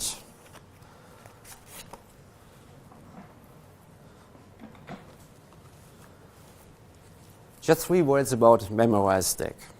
I know there are hundreds of substitutes, but there is no substitute because you are too slow. A memorized deck means not that you know the order of the cards. The basic idea is that you know a secret second identity of a playing card. You can put them in the order from 1 to 52. You can do 2, 4, 6, 8, 10, and so on. But actually, you are not learning an order. What you are learning is a second secret identity for each playing card, and that makes it fast. If you really want to memorize a deck, it takes, I tell you by experience, not longer than 4 weeks, 45 minutes a day. And that's it. But if you skip a day, you skip 3 days. There are so many systems to learn it, but there is no system. I really recommend, if you want to memorize a deck of playing cards, use the system of Simon Aronson. Simon Aronson published in 1976 a stack to remember. I use the Aronson stack because I learned it 25 years ago, and since then I know it. It took me 4 weeks. Simon Aronson has on his homepage a download. So you can download a script and how to memorize it. When you read it, you might think in the beginning, oh, it's complicated. But I can tell you, Michael Klose has thought the same, he did it. Alan New thought the same, he has done it. And I follow these two because they said in the beginning, what is this? And after 4 weeks, they said, it's amazing. And I believed Alan New and Michael Klose, so on a cruise ship 25 years ago, I learned it in 4 weeks, and I never forgot it. There is always an excuse. One excuse is, I forget it if I don't do it. It's not true. Because you need maximum 6 to 8 minutes per week. It means every second or third day, 2 minutes to be fast. Because once you have memorized it, you don't need a deck of playing cards to keep it alive. 3 times a week, 2 minutes. What I do is, I just imagine I see only the hard cards, and then I go from ace to king. And I see 22, 4, 7, 29, 12, 49, 30, 39, 25, 46, 42, 38. Actually, I need longer to know what next. Oh, then we have the jack, 34, 26, 30. Okay, and then I do the next color, and the third color, the fourth color, and then I do the colors backwards. And I say the spades, I go from king to ace, I think 43, 48. You need longer to think of the card, and that's all. And you do that 3 times a week, it takes 6 to 8 minutes. That's all. Okay. The basic idea of this is really simple. What I do is I work from the back. In this case, 1, 2, 3, 4, 5. So I do it now. 1, 2, 3. It means it is in the basic order. The 1 is on top, the 52 is on the bottom, because the memorized deck you can put in order 1 to 52. So when I start, I have stack number 1 is on top and 52 is on the bottom. So I have 3 spectators here. This is the third one. The fourth one, who keeps, in this case Jay, he keeps the empty box. So now I go. The first one was on this side. He takes this. So he will remember this card. That means of all 3 cards, it is the number with the smallest stack number, because it is quite close to the top. So the next takes this, and the third one takes this. So this, he will think of the lowest stack number, this is in the middle, and this is the highest. Okay? This is all I know for the moment. And this I don't see, and I make sure that I don't see any faces. So I still don't know anything. So now they shuffle. So I do now like this. So you see this card? I don't want to see it? Okay, they shuffle. So I start from the back. So I start not with the first, not with the second, I start with the third one. And I look in his face. When I look in his face, actually I do only one thing. When I look in his face, because I ask him to think stop, when he sees his card, I count the cards silently. I do 1, 2, 3, 4, 5, 6, 7, 8, 9, 10, 11. And now I just remember 11. 11 is not enough, but I just remember 11. This is easy. Now, I look down to the cards and will say to Jay, you know, I think he thought stop maybe twice. And the only thing I do now is, I remember 11, I look for the card with the highest stack number.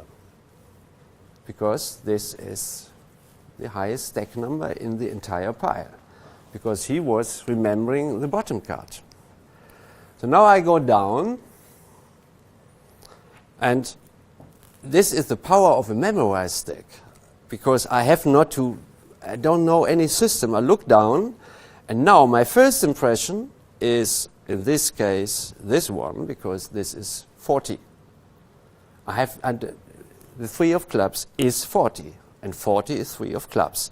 The only thing I always do is, and it's good that it happened, once I don't take the card out, I just check if there is probably one card I overlooked. And in this case, indeed, I did. Because there is one, this one is 41. Okay? So that means... And Jan, check again, because I think there's another higher number there. Oh, yeah, right. Oh, yeah. So, yeah. It's always bad when you explain, yeah. Okay, oh, yeah, all right, yeah. Thank you. You use the Aronson stake? Well, yeah, I'm familiar with it. Yeah, it is, yeah, indeed. Yeah. You do these mistakes when you explain something. Okay, this is the highest stack number, so this is 42. So this goes in the pocket of J. These cards are gone. So then I will ask him what card, and he says 9 of hearts, which is 42. I counted 11 cards. To know his card, all I do is, I do 42 minus 11 is 31.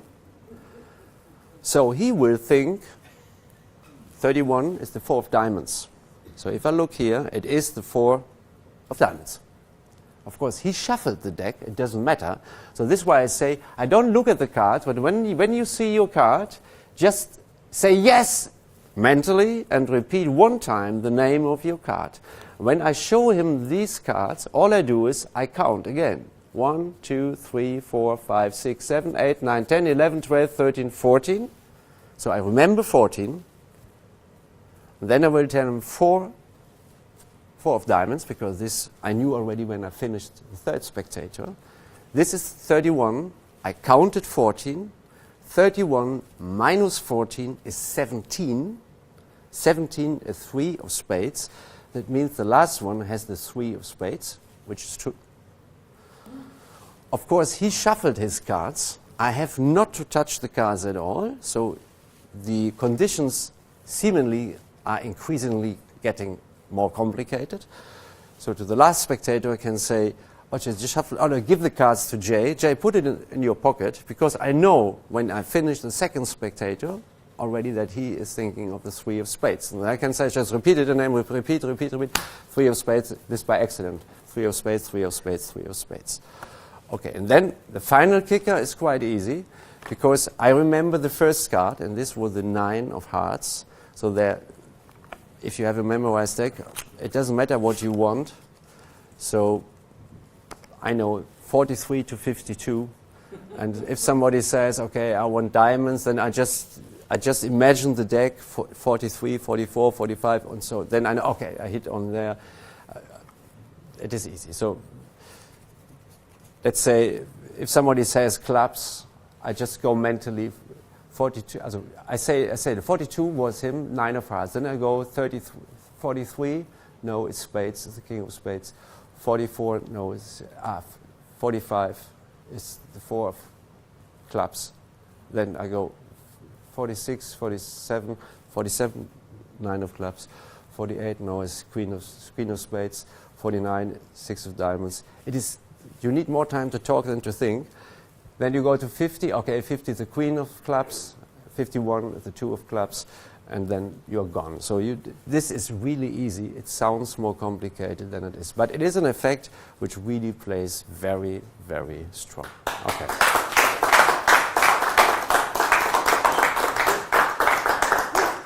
Thank you. Any questions? No. Okay, now because I think it's time to show you something really easy, and this is probably the easiest routine I do. It is something technically you can do immediately, and the only thing you have a bit to rethink is the presentation. And I would like to invite two gentlemen here. Who's coming? You are coming? Yes. Dale, that's great. Thank you. And do we take... Oh, not so many. John, you don't mind? No, huh? Okay, great. You have a seat, please, and nice hand over applause. Thank you, John. I abused you, yeah? That's okay. Okay. So, it is a bit...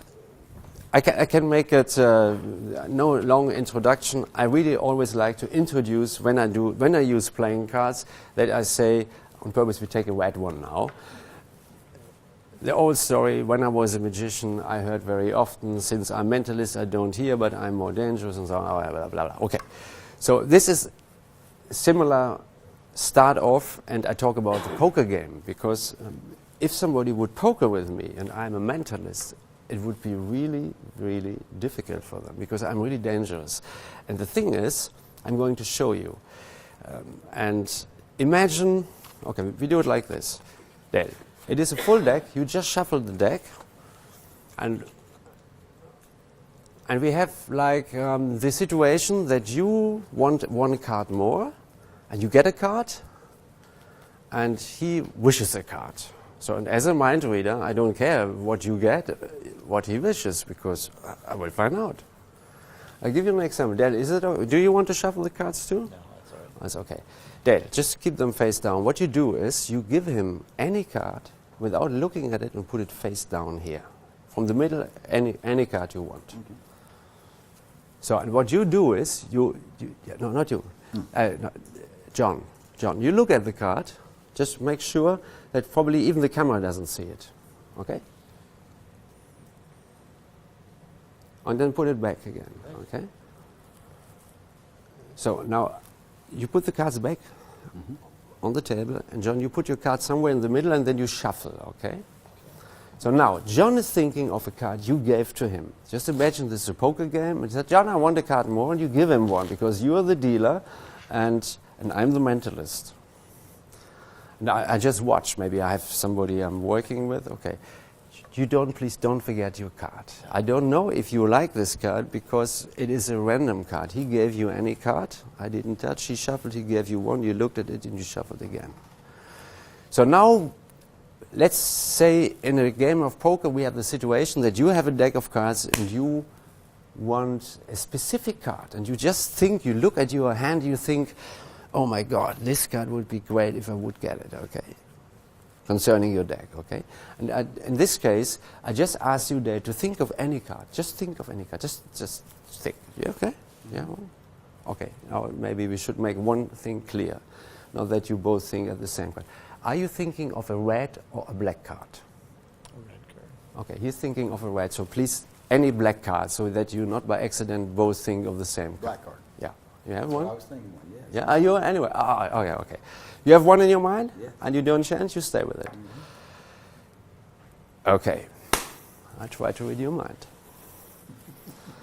In your case, it's a bit easier, because there you think of a playing card you like. While you think of a playing card I'm not sure if you like, because it's a random card he gave to you, so you are the complicated. This is quite easy. I think I got you. Black, huh? Black.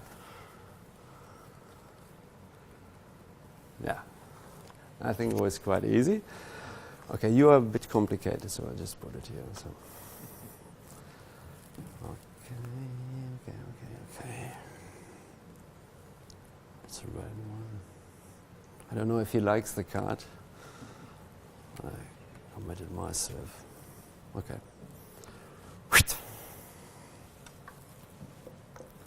Would it be amazing if these two cards are your cards?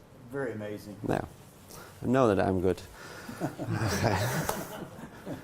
Okay. I don't touch them anymore. I commit myself. I think I hit you. You were thinking of the... Name it? Yeah. Queen of Spades. Oh, wait, and you say, please, you say only yes or no. Okay? Yeah, that was easy, but him. Only yes or no. Am I close? but not exact. But almost. Yeah, I was. You like the card more than I thought, huh? It was hearts, right? Yeah. So, you were easy. You were thinking of the Queen of Spades, and he was not thinking of the 5 of diamonds, but the 5 of hearts. That's correct. Okay.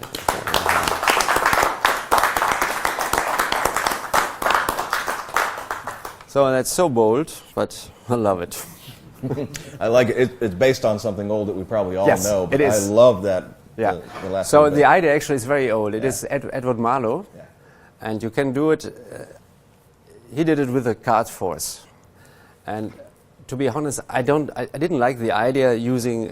If you work as a mentalist, I don't like to do something like just take a card, or you do just tell me stop. So I like the idea better that I don't touch the cards at all, and you give him one card. The secret is that this is a marked deck. Okay, this I use these playing cards 505. It is Fournier, and because they use the Ted Leslie marking system, it is printed, and it is, you see, it is really good to read if you know what it is. The Queen of Spades, QS. Oh. You see it? Mm-hmm. If you know it, it's good to see. And this, for example, is the 5 of hearts. There's the 5, there's the hearts. You see it? Okay. But basically, you can use any marked deck. It doesn't matter. I should add, if you use, let's say, a cheap deck like Bicycle, of course, at the end you even could give the deck away, but not the marked deck, because what I do then is, if I really work for bigger money, so I don't mind. So I just take one. Okay, it's a different color, but it doesn't matter. So you have, let's say, a marked deck which is Bicycle, and you have an older Bicycle deck which you can give away. There's a certain point in the routine, of course, when he shuffled the deck, and you still did not think of a playing card. Of course, you just put this in your pocket, because I know his card already inside. Now I want that you just think of a playing card. And then he starts to think, oh no, this is important. Of course, I know already that you're thinking of the 5 of clubs because the deck is marked. So when he puts the card here, I see it is the 5 of clubs, but I pretend I don't know. So I will tell you, do you think of red or the black one? Then, okay, red. Please, you think of a black card, so that not by accident you both think of the same card. So you do. So when I come to the point that I try to find your cards, because I think I know, then I just take out the other deck, which is not marked. And then at the end you can say, you did a great job if you do it, stand up and say, just take this home. Because nobody thinks that you would give away a marked deck, and it's not. Okay. So this is just an option. So what actually now happens is, you got the 5 of hearts, we just stick with the cards. So we put the Queen of Spades somewhere. You shuffle. And now already I start to talk about, you are the complicated case. Because you got a card probably you don't like, because it is a random card he gave to you. While you are easy, because you think most probably of a card you like. So I just reverse it. In fact, you are the easy case, and you are the complicated case. But I verbally say, easy, difficult. Easy, difficult. And I repeat that. It's easy because you think a card of you. So, when I start to look at you and say, no, I think I know which card you are thinking of, because it's easy, because it's a card you like, I don't know anything. I know that he is thinking of the 5 of hearts. So what I do actually, I take out the 5 of diamonds. I take out the 5 of hearts, sorry. I really take out the 5 of hearts, so I stay here. I talk to him, but I take his card. So this is the 5 of diamonds, and I put it here. One ahead, don't you? Okay? So this is the 5 of diamonds. I talk to you. I'm pretending to take your card, but I take his card. So his card is here. So now I come to you. You're the complicated case, because it's probably a card you don't like. Oh. So now, because I have the 5 of diamonds, I take the twin card, which is the 5 of diamonds. So I put the 5 of diamonds here. So I have the 5 of hearts, the 5 of diamonds. He's thinking of the 5 of hearts. I don't know what he is thinking of, and the 5 of diamonds is on top here. So I just, Luis, I'm done. I committed myself. Wouldn't it be amazing if this year I use cards? So now I need the information, which card he's thinking of. So I will ask you, what card you are thinking of? Queen of Spades. Queen of Spades. And at the moment he says it to me, it's a bit unpolite. I turn over and say, and you say, please, only yes or no. So I don't say to you, oh, Queen of Spades, very interesting. The moment you say it, I just turn up, like almost I didn't pay attention, and you say only yes or no. So I just make it one time more. That this is, I think, the most important part, that you just really turn away immediately. You're thinking of the Queen of Spades. and you say only yes and no. So now I remember Queen of Spades. I show him this one. I said he's the complicated case. I'm close, or very close. But I missed a little bit.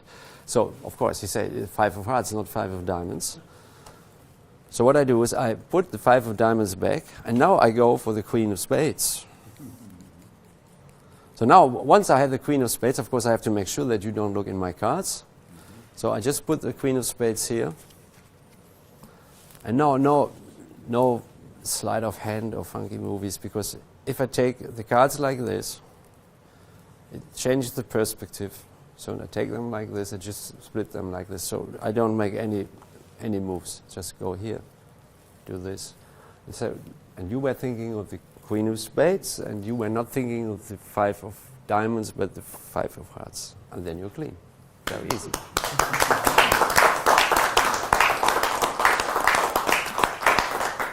So, but I have to admit, this is not my favorite version. But my favorite version, if you don't mind, you stay seated here. I show you now, and I can make it very short, because it is the psychologically it's the same, but the solution is different.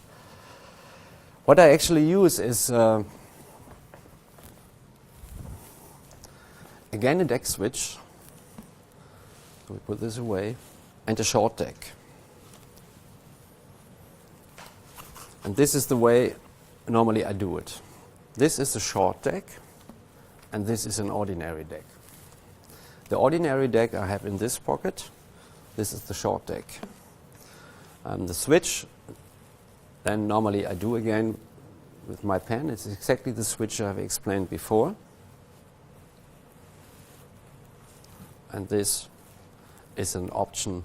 If you don't want to write something on here, you can use a rubber band. I'm explaining you in a moment. But the beginning is exactly the same. So we have a short deck. The nice thing is, if you are not Dennis Baer, you think it's an ordinary deck. It's nothing to see, because they're all short. So you will shuffle the cards, and you will give him one card. I find it very useful if I show a spectator, you are a magician, but as a layperson, you say, give him any card and put it on the table. Okay? And then you come to me, because he will stay alone with this card. Just make sure that you don't see the cards. So what now happens is this. He shuffles, and I keep the box here. Just give him any card. And but when my back is turned, when you have given him one card face down, please come to me, Dale. Okay. Dale, you shuffle the cards. So I take the cards from him. You shuffle the cards, and you give him one card. And you don't know which card it is, right? Correct. Okay. John, did you see your card now? Not yet. Okay. Just put it back face down on the table, and I don't turn around. Because in a moment, Dale is coming to you, and he gives you back the cards. You know what? You do a great. He's so working hard for me, giving the cards, moving around, give him a big round of applause. And these cards are for you, and you get it in written that you keep the card once I'm ready. And so now this is the ordinary deck. It's already switched. Okay. Mm-hmm. Fast, huh? Sure. I think it's impossible. Okay. If you don't like to do it with a pen, there would be another option. You just say, I put a rubber band around, and once he had put his card back in it, he's asked to put the one. So if you don't want, but I prefer to write it, but you could also look for a rubber band and then you put the rubber band around. But normally I always write for Dale from Jan, and this deck of playing cards is for you once we finished. So now just bring the entire deck to him, then come to me, Dale.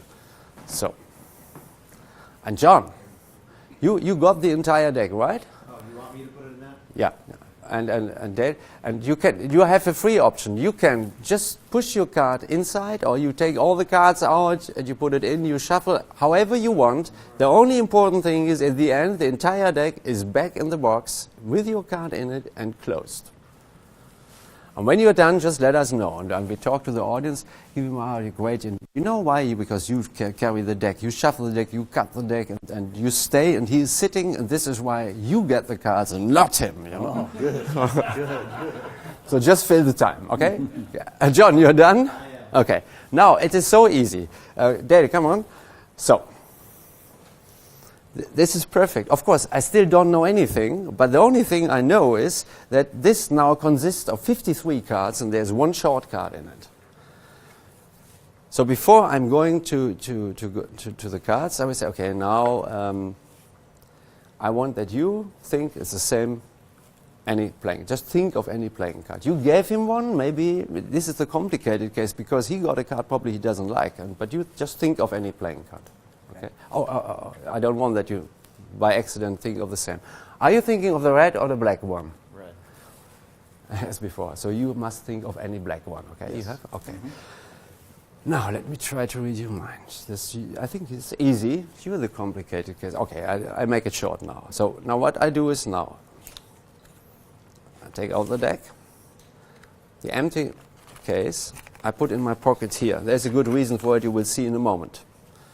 So now I take the cards, and all I do is I riffle one time, and now I have the short card on top. Is this your card? It's amazing, huh? Okay. So this is his card, but what I do is, and I turn like this that you can see it in the camera. I'm pretending to look for his card. So when I take the card in my hand, all I do is, oh, I don't believe it. Yeah, same one. Again, the 5 of hearts. You knew, huh? Dale did it twice. He forced him the 5 of hearts twice. Did you know that? Yes. You are a magician, no? Okay. So I see the 5 of hearts, and there's the... Okay, this is great. So what I do is, of course, now I'm looking for the ordinary 5 of hearts because the short 5 of hearts is on top. Actually, the card is 2 times in it, the short card and the ordinary 5 of hearts. So what I do, of course, then I take the ordinary 5 of hearts out. Okay. So now I come to you, of course. Blah, blah, blah. That was easy. I still don't know what you're thinking of. Queen of Spades, huh? Yeah, okay. Yes. So, okay, we stand then. Okay, but it's the same game. So now I come, I do the same. I will take out the 5 of diamonds, which is very close. So now I have 5 of diamonds and 5 of hearts. And the short one, the short 5 of hearts is still here. There is a good reason why I put this in my pocket. Because now I want to get rid of the short card. I committed myself, I'm sure. And what I do now is I just go here.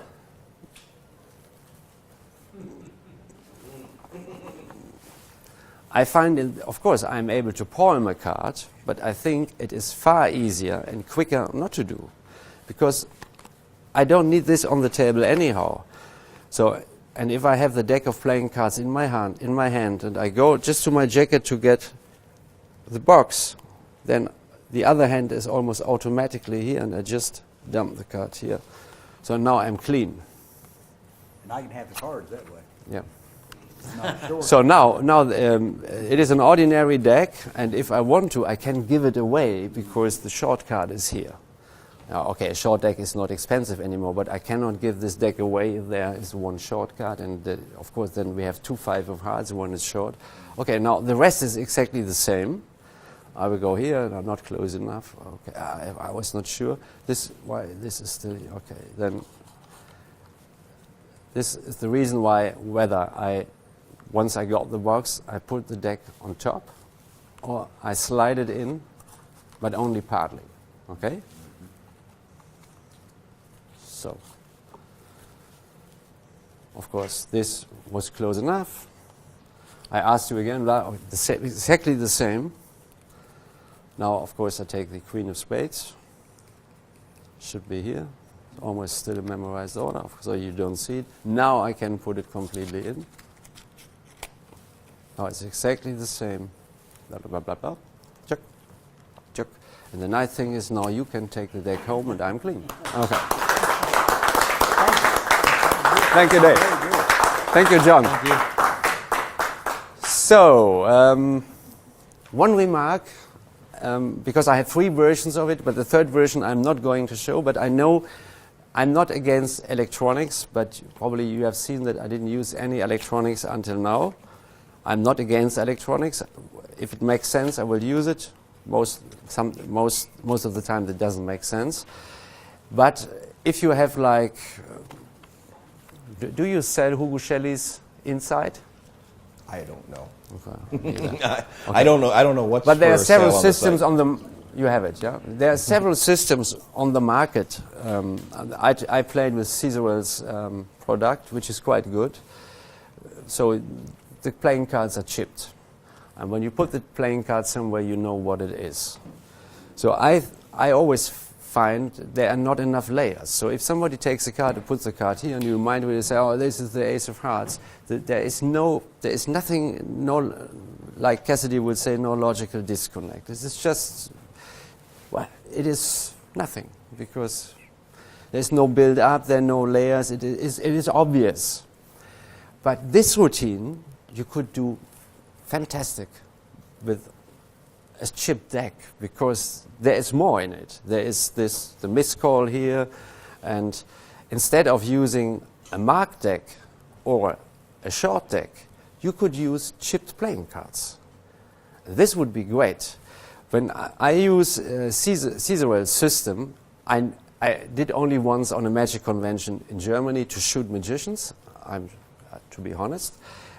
This is normally the version I do, but I did once. And if you use it regularly, you could think about it, because you still can use 2 spectators. The question is where you have the chip reader is in the table. They are so thin. They can be underneath, and you would do exactly the same. Probably you mark spot. You just give him 1 card, and then you come to me. So what actually happens is you put a chipped card here, which the spectator doesn't know. He comes to you. You take the cards, and you know the card.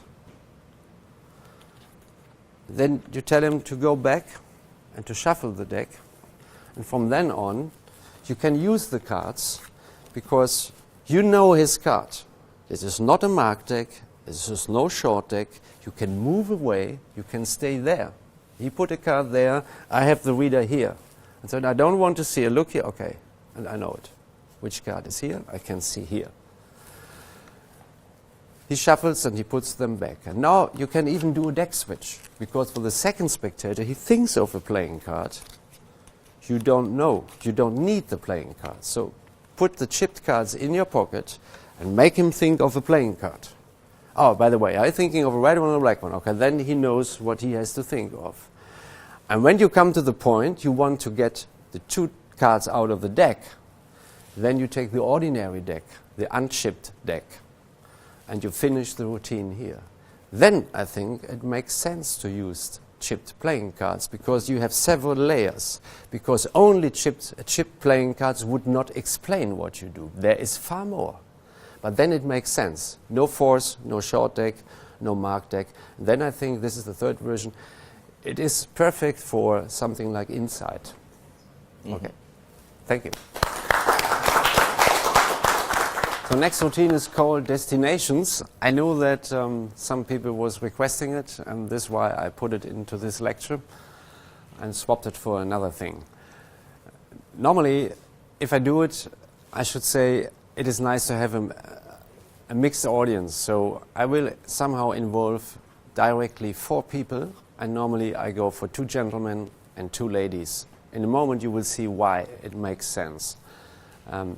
I just pretend now that we have also ladies here. The story goes like this. I start that I talk about the teachers of my younger daughter. She was very, very clever. Because I remember in the 2nd class, my younger daughter, which name is Anna, she wrote on the blackboard in big letters in chalk, "Mrs. Duke is stupid." Actually, she wrote something different. She did not write stupid, but I won't say here. And as my daughter is very clever, no wonder if you think about it, she tried to change her handwriting. And when Mrs. Duke entered the classroom, she saw that, she said, "Anna, don't do that again." Amazing, huh? So this is called graphology. So if you can estimate people by their handwriting, even if they change their handwriting, and if you combine this with mind reading, and I'm a mind reader and I have some knowledge in graphology, it's amazing what you can do. And I show you. Just to involve everyone, I would like to ask you to think of any city, destination you have visited once in your life and you would like to see again.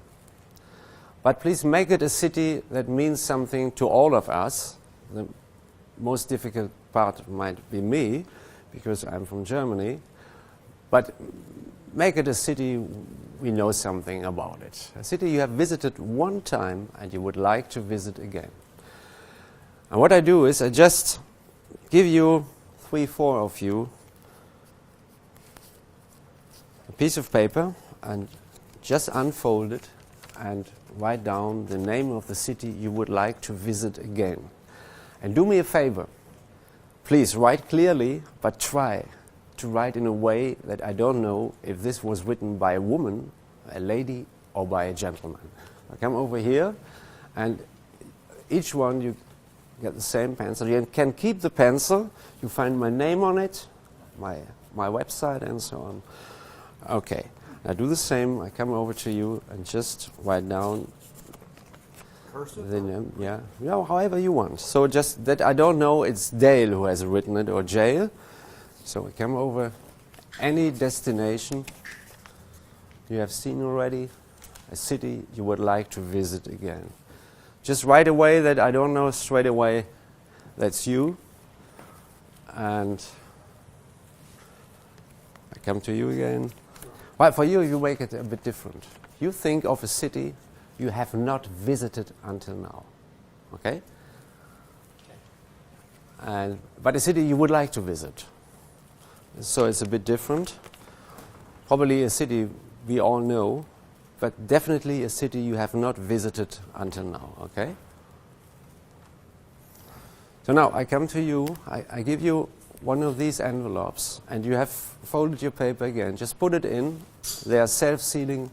Glue them again, and just press it down. Okay? I come over to you. Dad, you do the same. Just put it in. Then you do the same. You put it in. Once you put it in, then please remove the foil. And your first name is still Bruce. Bruce. Yeah. Bruce. Was it difficult for you? To find something? No, because you are not traveling, but you are a driver, you told me. So I leave it with you. So I'll leave this for you. So you know already a little bit, and you press it. Okay.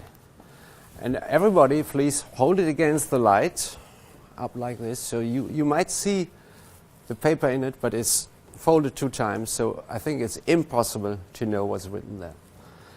Jay, if you don't mind, just collect all the envelopes, mix them a little bit, and put them however you want, in any order, just somehow a bit separated here on the table. And of course, Jay gets a round of applause because working hard. Thank you. Okay. So let's start. Handwritings and destinations. I know we had more people thinking of destinations. So we started this one. So just make sure.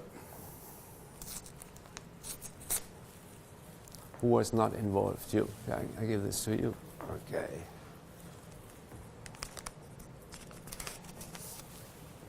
Give this to you. So.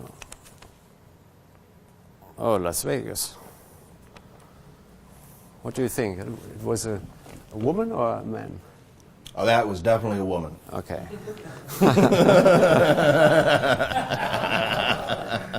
Because it's Las Vegas. No, it's a beautiful handwriting. Very pretty.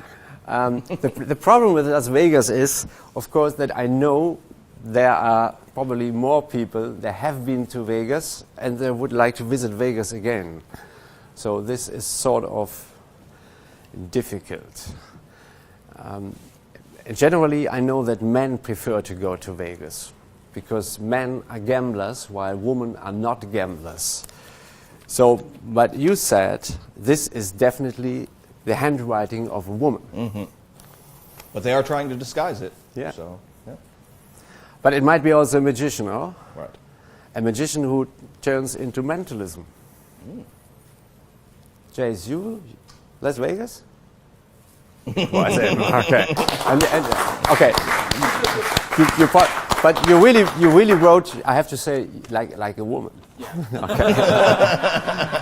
Okay. But you did a good job. Okay. So, whatever.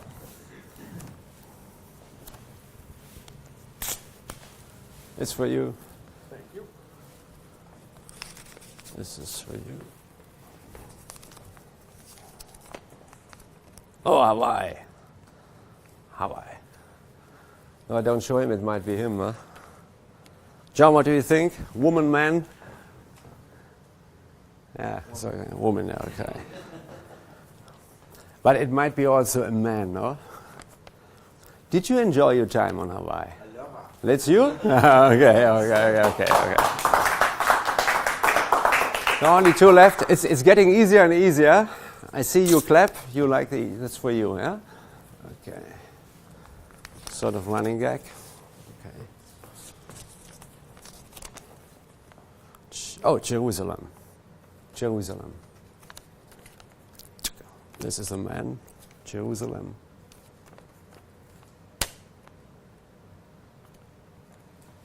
That's you. True? Okay. I have a problem with you because obviously this is yours, and you are thinking of a city you did not visit until now. This is my little problem because as a mind reader I like to read minds, and in this case it is quite difficult because it is a city you have not visited until now. So you don't have a very vivid imagine. So you know it only by pictures, Wikipedia, Google. Okay, I still will try it. You are a driver, you told me? Yes. You have, okay. Can you, let's start with the language. Just think of the language they speak there, okay? Okay, it's definitely not your language. Do you know some words of this language? You know? Some words? Oh, this is good. Lo sento adesso, siamo in Italia. You want to go to Italy. This is interesting. Lui non parla italiano, però io parlo italiano, perciò lo sento. It's funny. It is not Milano. No, you go in the south. Just think of some places you would like to visit there, right? Verona is famous, for the theater, but you were thinking of something, but it's bigger than you were thinking of the Colosseum, is this true? Yes. And St. Peter's Place. You think of Rome? Yes. Okay, thank you. Okay,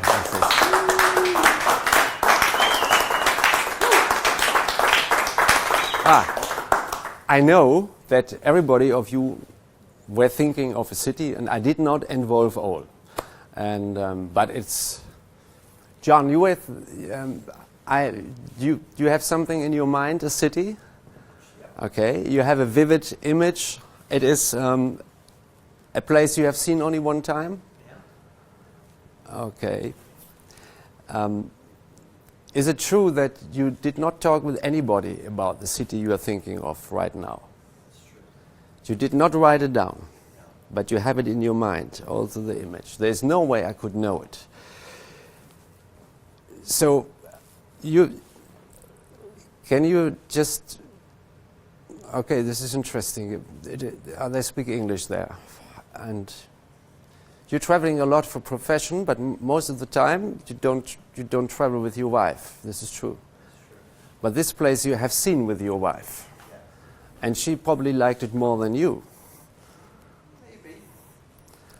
Okay, there are lots of artists in this city you are thinking of. Is this true? That's true. And it is in the United States. It is. And are you thinking of San Francisco? I am. Thank you. Okay. Okay. The nice thing about it is that I can cut it quite short, because there are many elements in it which I have explained before. So you see already I'm a fan of the Jackson flap. I just want to say 2 sentences about the history. Basically, of course, we all know Sneak Thief, which is not, it's Larry Becker and Andy Nyman came with solutions, but actually it is far older. It is Max Maven. Because Max Maven had Desire. It was in the early 1900s, 45 years ago. It is in his colored series. And I think Desire is, it is Sneak Thief. For some reasons, I think we should connect Max Maven with it. It belongs to him. And my personal goal was just, I wanted more distance. So I don't feel comfortably if somebody write something on my business cards, and I have the business cards all the time in my hand. So I wanted really distance, and I created the distance by using envelopes. So don't get a wrong impression. If I work 2 hours in a theater, there are maximum 2 routines I would use envelopes. It is not that I use them all the time, maybe 2 times in 2 hours. But I think here it really makes sense. So I explain you what I have done. The nice thing is you know already the Jackson flap, and the only question you're really interested is, when do I read Rome? And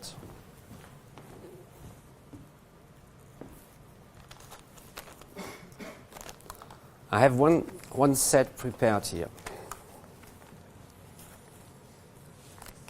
So first of all, of course, the envelopes are marked, so I know which envelope belongs to whom. There are several ways to do it. I find you can do whatever you want. I show you what I do. The first envelope is just a little bit cut here, so there's no dot. Can you see it against the light? I just cut off a corner here. You see it is. It's a straight line. It's not round like here. Here it's round. Here it's not round. So I know this is 1.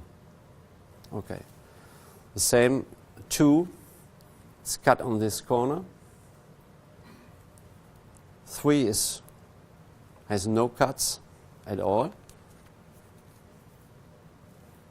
No cuts. So 1, 2, 3.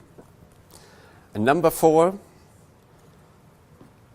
is something with a Jackson flap, has a dot here and a dot here. I know it's quite bold, but my goal is never I don't care what I pick up from the table. I don't care how they mix the envelopes. I don't care how they put them, because once I take an envelope up, it is very easy for me to see if it's 1, 2, or 3. But the only envelope I never grab is the envelope with the dot.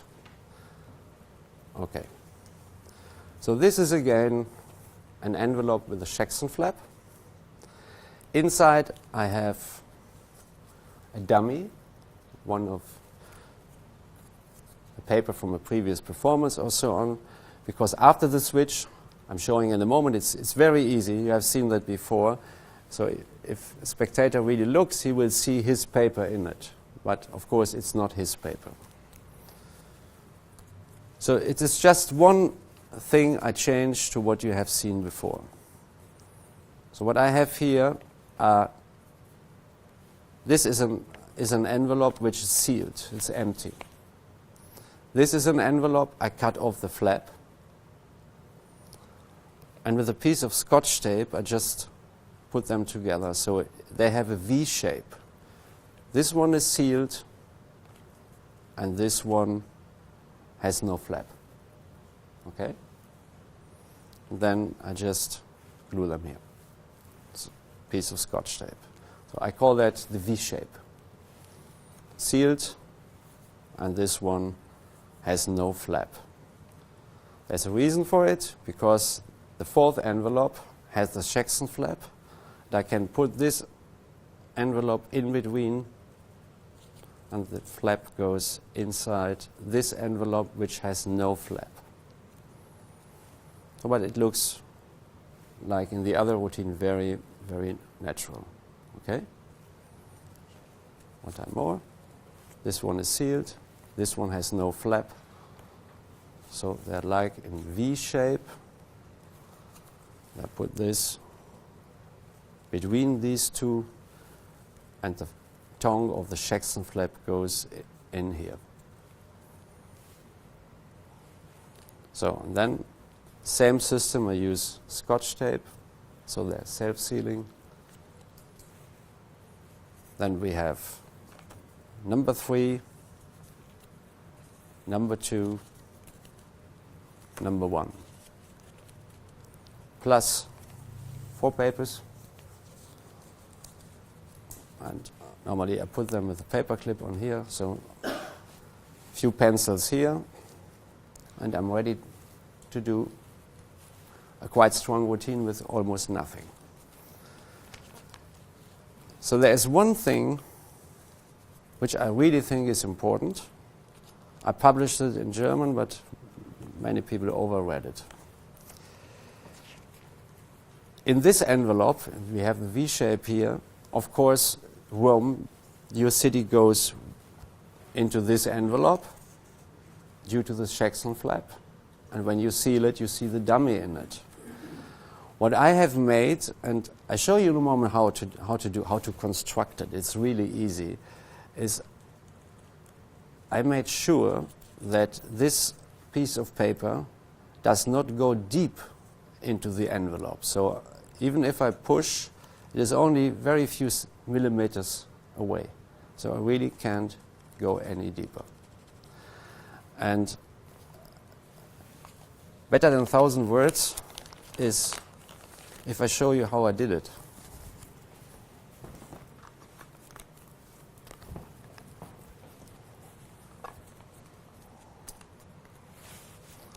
So, to make such an envelope, of course, this envelope has no flap. Okay, of course, I cut it off. What I actually do is I take a piece of paper. This is part of the preparation. You have to do only once. And I put this on top. So now I just draw a rectangle here with a pencil. Then I take an X-Acto knife. I put a piece of carton in it. I should do that. The good thing is that we can this cut off. Okay, I put a piece of carton in it.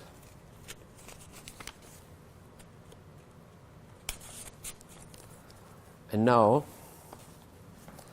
I cut here. I don't cut on top.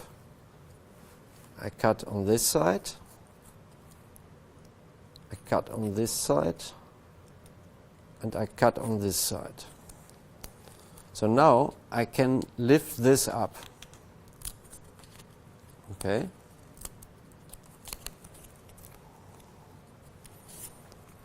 So this is like a flap. Then I take a piece of double-sided tape.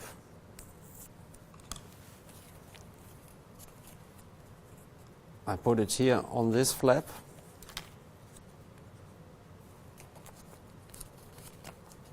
Then I remove the foil to make it really a double-sided tape.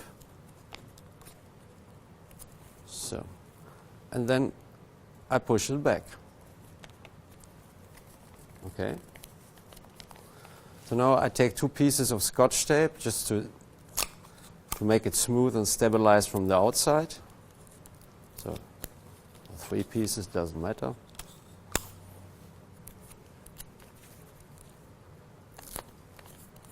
Okay. The nice thing about it is that due to this little preparation, you cannot push the paper any deeper into it. So you see it stays here. And this makes the handling, I'm going to explain you in a moment, far easier. By the way, I showed this idea to Bob Cassidy a couple of years ago, and he wanted to put it in his update for a 3-envelope test, because actually I came up with it for the 3-envelope test. And he said, oh, Jan, that's a great idea.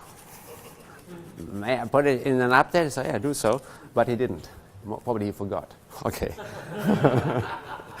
But I think it makes life so much easier. So, and it's not even, I have to give credit to a German mentalist. His name is Wanda Manfred. And he mentioned this idea in one of his books. Not exactly how to do, but I thought this is a clever idea. And I gave him credit in my German publications, and he liked it. I did not forget him. Okay. So just cut here, 1, 2, 3, up, piece of double tape, you put it back, and you are done. So this is what I have done here as well. So it means this does not go very deep in it. Okay. Now, I explain you the procedure. Apart, of course, San Francisco, this is a special case. So, this is the V shape.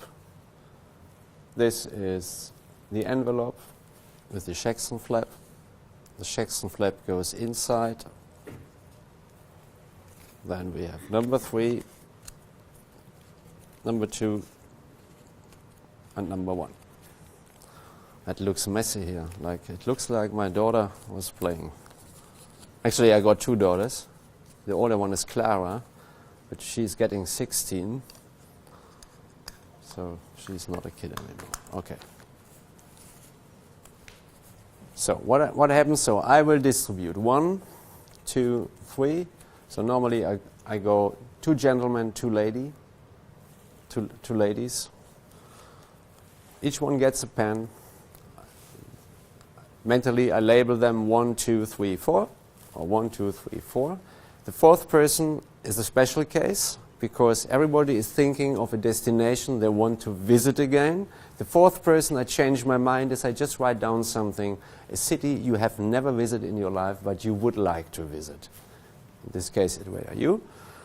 So once they go, they do just show them how to unfold the paper and refold it. Just make sure at least you explain it 1 time decently, because layman people don't think like us. So they're happy if you tell them exactly what to do. Then you distribute your pencils, 1, 2, 3, 4. So when I approach the 4th person, I change my mind. So this gives me a perfect excuse to help you to seal your paper, because you are the person. Think you are a lady. You had already a city in your mind. Then the last moment I asked you to change your mind and to think of a city you would like to visit, but you haven't visited before. So it's a special case, and so you have also less time than all the other persons. So then I go to the first spectator, which I labeled, he gets this one, the second one gets this one, the third one gets this one. And when I come to the lady who had to change her mind, so I help her, and then it is exactly the same like in the other routine. I help her a little bit, so it goes in here. I said, oh John, okay, put it here, and she does it. Okay. So what happens actually is I remain with this, and inside here I have her piece of paper, and it is very, very close to the opening of the envelope. So take the envelope in this hand, Then I ask somebody to collect it. There's no need to run now. And just put them in any order on the table, and then I just put this in my pocket. Okay. Now, of course, it is quite easy for me to make sure that whatever I grab, I never will grab this one with the pencil dot, because here is a dummy in it, because your city is in my pocket here. And this stays in my pocket with the opening of this envelope, so it is the flapless, stays to the outside. So it stays like this in my pocket. Okay. And it stays easily like this. I wish my pocket would be transparent, but it stays like this, and it is very easy to reach it. So, I get knowledge of Rome very, very early, because what happens is this. I take the first envelope, but never this one with the dot, and due to the marking, I see what it is. So I know already, in this case, J, I knew it is his. Okay, it's empty now. Okay, it doesn't matter really. It's not important. We can take it. So I comment about this Las Vegas. And this I feel is very important. So I took Dan. I showed Dan, what do you think? Because I want that he sees Las Vegas. And I consult him. Wherever somebody is, the first row. And then I fold the paper and I talk about the destination. And now I put this in my pocket. Now after a short time delay, because I say Las Vegas, of course, is difficult because I think there are more people here thinking of Las Vegas because it's very popular. So maybe we should really refer more to the handwriting. And now I go in my pocket. But now I don't withdraw Las Vegas, I get your paper. And that goes really very fast. And so this is now your paper. So now I read Rome. Now I do the same. Yeah, but you said, but I make sure that he cannot see it. But for you, it looks like he's looking a second time at Las Vegas. I said, but you were really thinking this is, he can't see it, but you think he sees it a second time. But he doesn't. So this is Rome.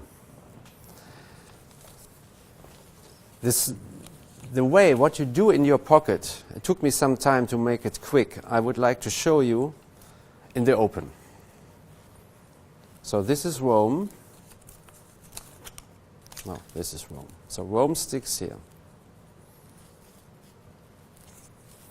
So I read his, I fold it, I drop it in the pocket. If you go in the pocket and even if it's very on the top, it is not so easy to get the paper out.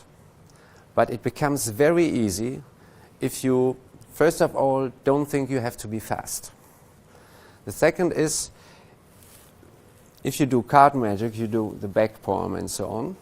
If you go in the pocket and your only goal is to stabilize this V shape with your index finger and your little finger, then you go in your pocket, and inside your pocket you do this. On the back it looks like that. So basically you just go in the pocket and you stabilize the V packet with these two fingers. It's very easy. And you have not to do any pressure at all, because this light pressure of your two fingers open this one. You see that? And there's slightly no pressure. And then it is so easy to go with the thumb in it and to get it out. So show it one time more, then it's good. It took me really some time because I was not satisfied in the beginning. So go in the pocket. So now it's stabilized.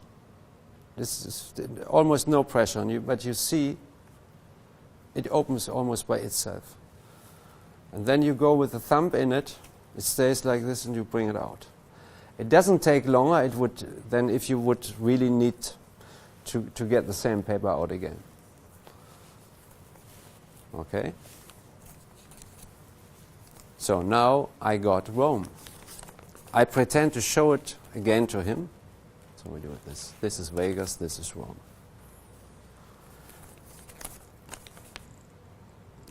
Okay. Now, of course, I remember Vegas and I will tell him, that's you. Now, I switch this back to Rome. I think in the beginning it's important. And it is very easy also if you follow this handling. If you go in your pocket and you think it's easy to change just this piece of paper for a different piece of paper, it's not. It's really shitty. Because if you have more in your pocket, you get really problems. But it is getting extremely easy if you go in your pocket. And the moment you go in your pocket, you just clip this one between your little finger and your ring finger. Because this moment, these three fingers are completely free. And then it is so easy to grab the other paper. If you wouldn't do it, it gets very fumbling. So make it one time more. It is easy. If you, I tell you, if you do it 10 times, it's easy. Of course, you have the paper, you tell them, Las Vegas is you. The people will react, they clap. By the way, if you think it is a simple trick, marked, and even a layperson thinks, oh, somehow it's marked so he knows who is. No, it plays really good. I wouldn't play it in the beginning, but if you have a certain standing for a lay audience, it is a strong effect. So when I go to my pocket, the last moment before I reach my pocket, I just take it between these two fingers. And when I go in my, because then I have these three fingers absolutely free. It doesn't matter where the other paper lies. So I go in the pocket. So I just, okay. And then I come out again and say, oh, probably you want yours back. So it's just a little remark. I'm going to put this in my pocket, or probably you want your Las Vegas back. And that's it. Okay. So now I'm so ahead because I know that you are thinking of Rome, but for the audience, I just started. So Las Vegas I have here. Of course, then I take the second envelope, the third envelope. I see by the markings to whom they belong. And then finally we are at you. And there is no effect because, of course, this certainly is yours. And then I play this gambit that I say, okay, this is difficult because, you know, I'm a mind reader and I would like to read your mind. The problem is you're thinking of a city you haven't visited until now, so you don't have a vivid image of it. But nevertheless, I will try it. So it sounds like it is more difficult. But I will try it. So, of course, this is window dressing, but... and your envelope is here, and it's here from the very beginning. And nobody really can believe that I have knowledge of your city from the very beginning. So then, of course, somehow I come to Rome. And, by the way, I never would give this to you back, because why should I? Of course, I could switch back, but why? 3 are gone, this is left over, oh, it is a city you haven't visited, I will try. Boom, effect is over. Okay. Before I explain San Francisco, I just ask, any questions? Oh, okay. Good. Yeah, San Francisco was pre-show. Oh, pre-show. I do in this routine 9 of 10 times. Let's face it. I'm going to explain you in a minute how I did it in pre-show. If I would finish this routine with Rome, it's fine. Nobody would miss anything. If I have this additional effect, of course, then I have a nice frame for this effect, because it starts like a major effect, because I ask everyone in the audience to think of a city, destination they have visited already and they would like to visit a second time. So coming back to this at the end is framing the entire routine. So, and the pre-show gimmick is, of course, it is an app. It's called Inject. I guess you heard about it. Yeah, I don't do apps though. Yeah. So No, but the nice thing, I'm not really to explain how this app is working, but because you have to buy it. It's called Inject. It's Inject. It's by Rostami, Grigor Rostami. He made Super Thumb. He has the nice thing about this app that it doesn't happen on my handy. So the impression is that John looks on his handy, and it was his handy, on a Google page for San Francisco, and he's looking for images. And I receive on my handy the site he's looking at. So somehow he is looking at a fake Google page. No, the Google page itself is not fake. The funny thing is, the first page I open on your handy belongs to me, but it looks like a Google page. Once you wrote San Francisco and you hit search, you will be on a real Google page. And if you go back with your browser, you never come back to my fake page. It's gone forever. So it's a bit of a shell that allows somebody to search on their own phone for absolutely anything. Doesn't have to be a city, right? No. Could be anything. Anything. And it'll transmit that information to you. Yeah. Sounds like a good app. Yeah. So it is for pre-show. I think it's fantastic because it allows me to say things like, you did not talk about somebody. I cannot know it. It is only in your mind. You never wrote it down. I even make this gesture because, of course, he was typing the name of San Francisco into his browser on the Google search page, but you did not write it down. So I can play all that, and I don't feel guilty doing that because I think it is a very strong effect. Plus, he doesn't feel cheated because he is looking on his handy on a Google site, looking for San Francisco. And I even asked John, when he opened San Francisco, I said, please hit images so that you see some images. And it doesn't matter. The first page, of course, he cannot write google.com. It was me. With Inject, you get a very strange number. To be honest, I have a hidden link on my own homepage. If I hit there, I'm there. Or I have even johnforster.org. It's also a deviation. It goes to this fake site. And once you do search, you are on a real Google site. And when you go back in your browser, you never come back to my fake site. It's erased from the cache, from the memory. It's gone. So it's nothing to backtrack. Okay. Cool. And if you want to do it, it's called Inject, and I use it only for pre-show. I think it's a great app, and nothing wrong with that. Okay. Yeah. Thank you. Any questions? No. Okay.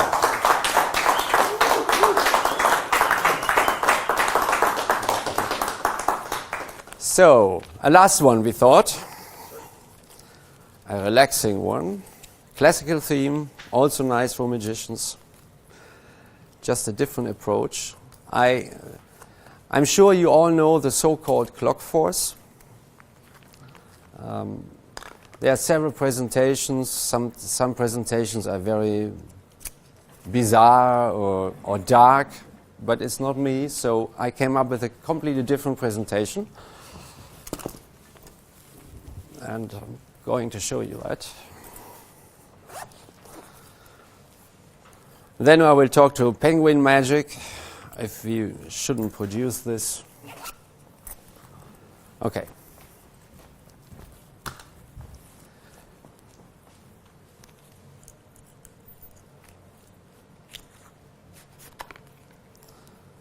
This is basically part of the preparation, but what you see now, because I assume many of you know the clock force, Dan knows it for sure. So I just make it the jokers are out. Can I get help from somebody? Who wants? Great. Always you.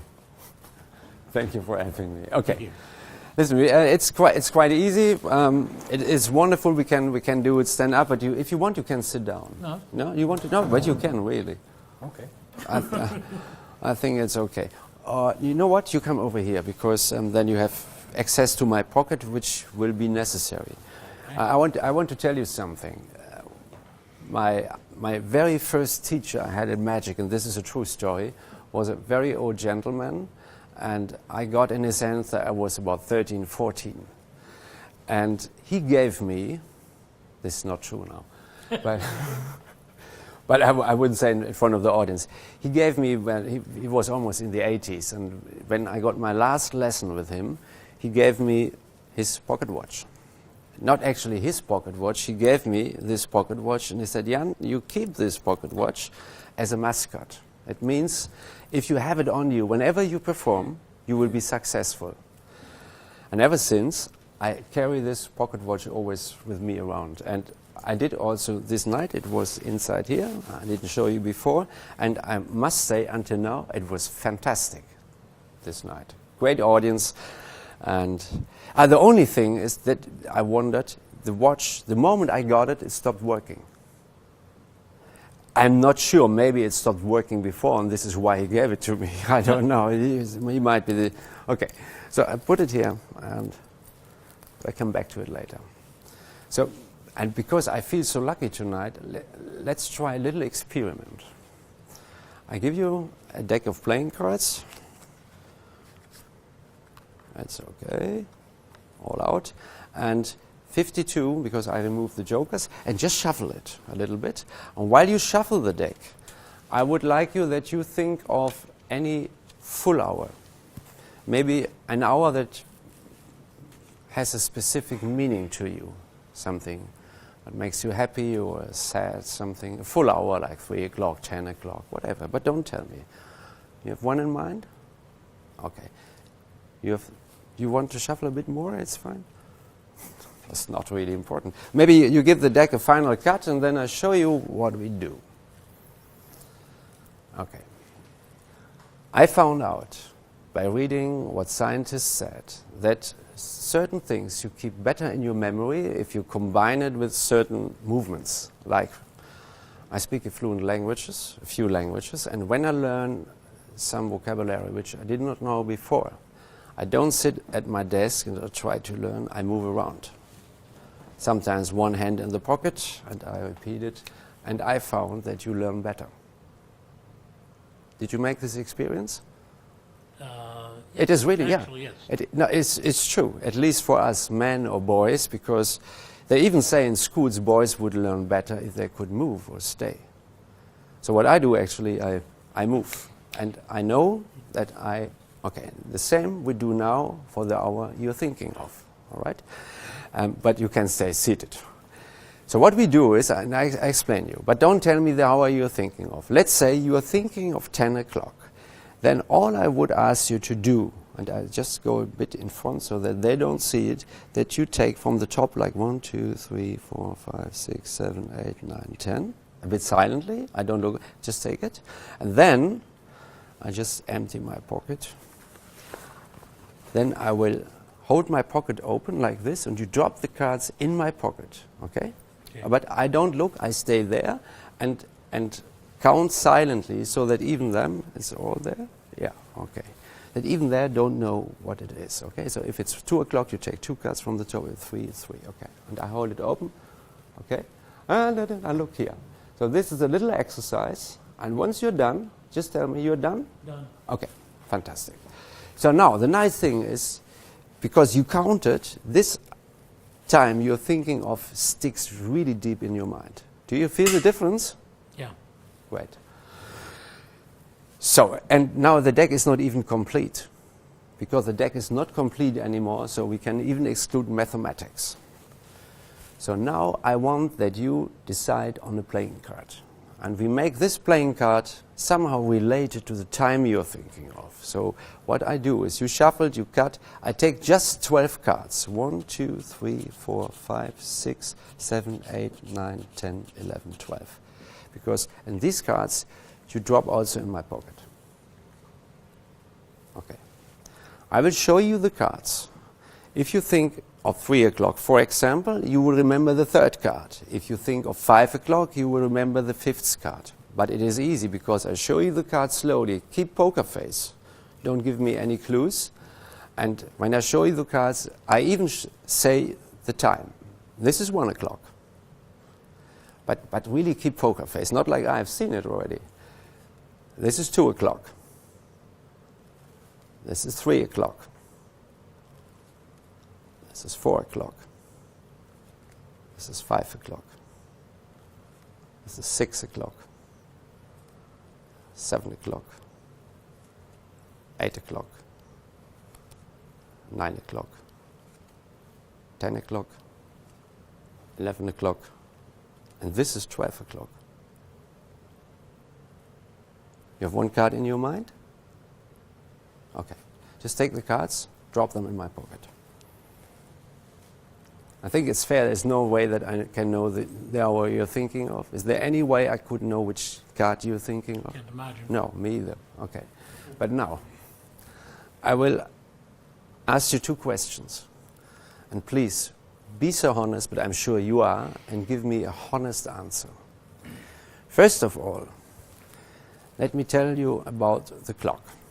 I told you that this clock stopped working. This clock stopped working at exactly 8 o'clock. Is that funny? Almost 8 o'clock. You see that? Yes, I do. This clock stopped working at 8 o'clock. Yes, 8 o'clock. Would you can tell- you hold it for that camera right there? Let's get a good shot of it. Yeah, it's 8 o'clock. Okay. 8 o'clock. Would you tell us for the first time which time you're thinking of? 8 o'clock.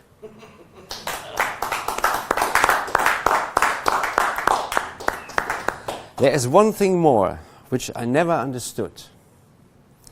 When I got this clock, I found out that on the back side of this clock was an engraving. The engraving of a playing card. Do you see, if you turn the clock over, what do you see there? You're killing me. What is there? It's 4 of hearts. 4 of hearts engraved in this clock. I don't know why, but could you tell us for the first time which playing card you are thinking of? The 4 of hearts. Thank you. Okay. Amazing.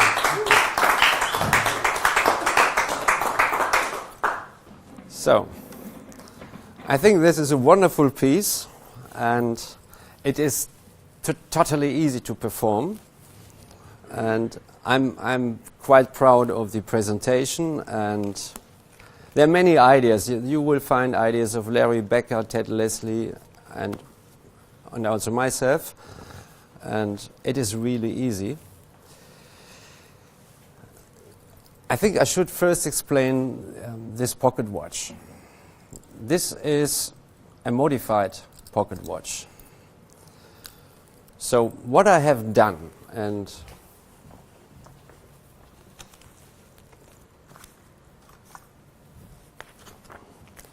you get such a watch maybe for $10 at eBay, or you go in a Chinese store. So I paid something maybe 10, 15 euro for it. Actually, I got 2 because the engraving was almost more expensive. So my basic idea was, how can I, once I know which time you are thinking of, I come to that in a moment, how can I change the time on the watch really fast? And the solution is simple. One of the watches I made completely myself, with one I went to a watchmaker. And for a watchmaker, it takes about 2 minutes. But you have to be there. And the second watch I prepared, I had a problem. I was not sure if I really get it all together again. So I went there, it was Christmas time, my daughter was with me, and I went in and I said, excuse me, I put my card here, John Forster, magician, mentalist, and I would like to ask you if you could do. And he was looking at me, he said, no, I'm too busy, like that. And my daughter was there. They said, okay, come on, it takes only 2 minutes. Yeah, no, please come next week, then I'm not so busy. So I said, okay, come next week. My daughter, she was maybe 6, 7, red hair. Whoa, Papa, that was terrible. She wanted to disappear. So next week we went together again to this watchmaker, and she said, 6, 7 years old, she said, I wait outside, you can go alone inside. So I did. So what you actually do is, you buy a cheap pocket watch. decide on any playing card you like. The engraving many watchmakers can do, but there are other shops they can do too. The engraving can be the last step, because you can do the engraving whenever you want, but the important thing is to change something with the watch. And I explain you here what I did. First of all, if you can try to open the watch yourself. Probably it works. If you are not sure, go to a watchmaker. All you need is a Sharpie, but a fine Sharpie. Now I take something big to show you. You need a pair of scissors and some super glue. Because what I actually did was, this is the hand for the minutes, okay? This one. You recognize this because the hand of the minutes is longer than the hand for the hours. So you ask the watchmaker to open the watch, if you don't want to do it yourself, and to remove the battery, because you don't want that the watch is working anymore. And then you tell him that you want somehow that access, that if you can remove the glass, that you can access the face. And then what you do is you cut the hours. This is the shorter hand. I do it now.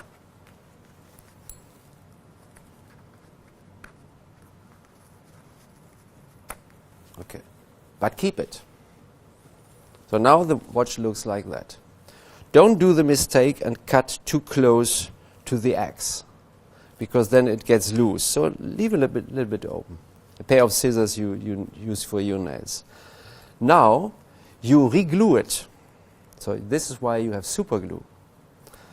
And this is the hours. And you re-glue it. There will be a gap. I explain you in a moment. So you re-glue it more or less that it sticks on the 12. Okay? Of course this, and now you take your Sharpie. I've done two. And you fill the gap. Believe me, once the hourglass is on, it looks absolutely fine. You cannot see. So, but now, sneaky as we are, we shorten the minutes. So the hand for the hours actually now looks like the minutes. And if we shorten the minutes, it looks like the hand for the hours. Okay? And then, so you cut it. We talk about the hour, okay? The shorter hand. Just then you glue it more or less on the 12, fill the gap, and cut the minutes. And that takes approximately, super glue, I don't know, 1 minute. Okay, you got two left hands, 2 minutes. Just tell him you want to do something on the watch face. So you do that, better you do it. Because most watchmen, but if you cut too close, everything falls apart. But we know about it. We're specialists, okay? Okay. So then tell him to put everything together. No battery? Okay. Now the fabulous thing about this, if you pull the stem, of course, only the minute is running. Okay? It means now it's on 12, okay? I just show you how little movement, you pull the stem, how little movement I need to go from 12 to 12.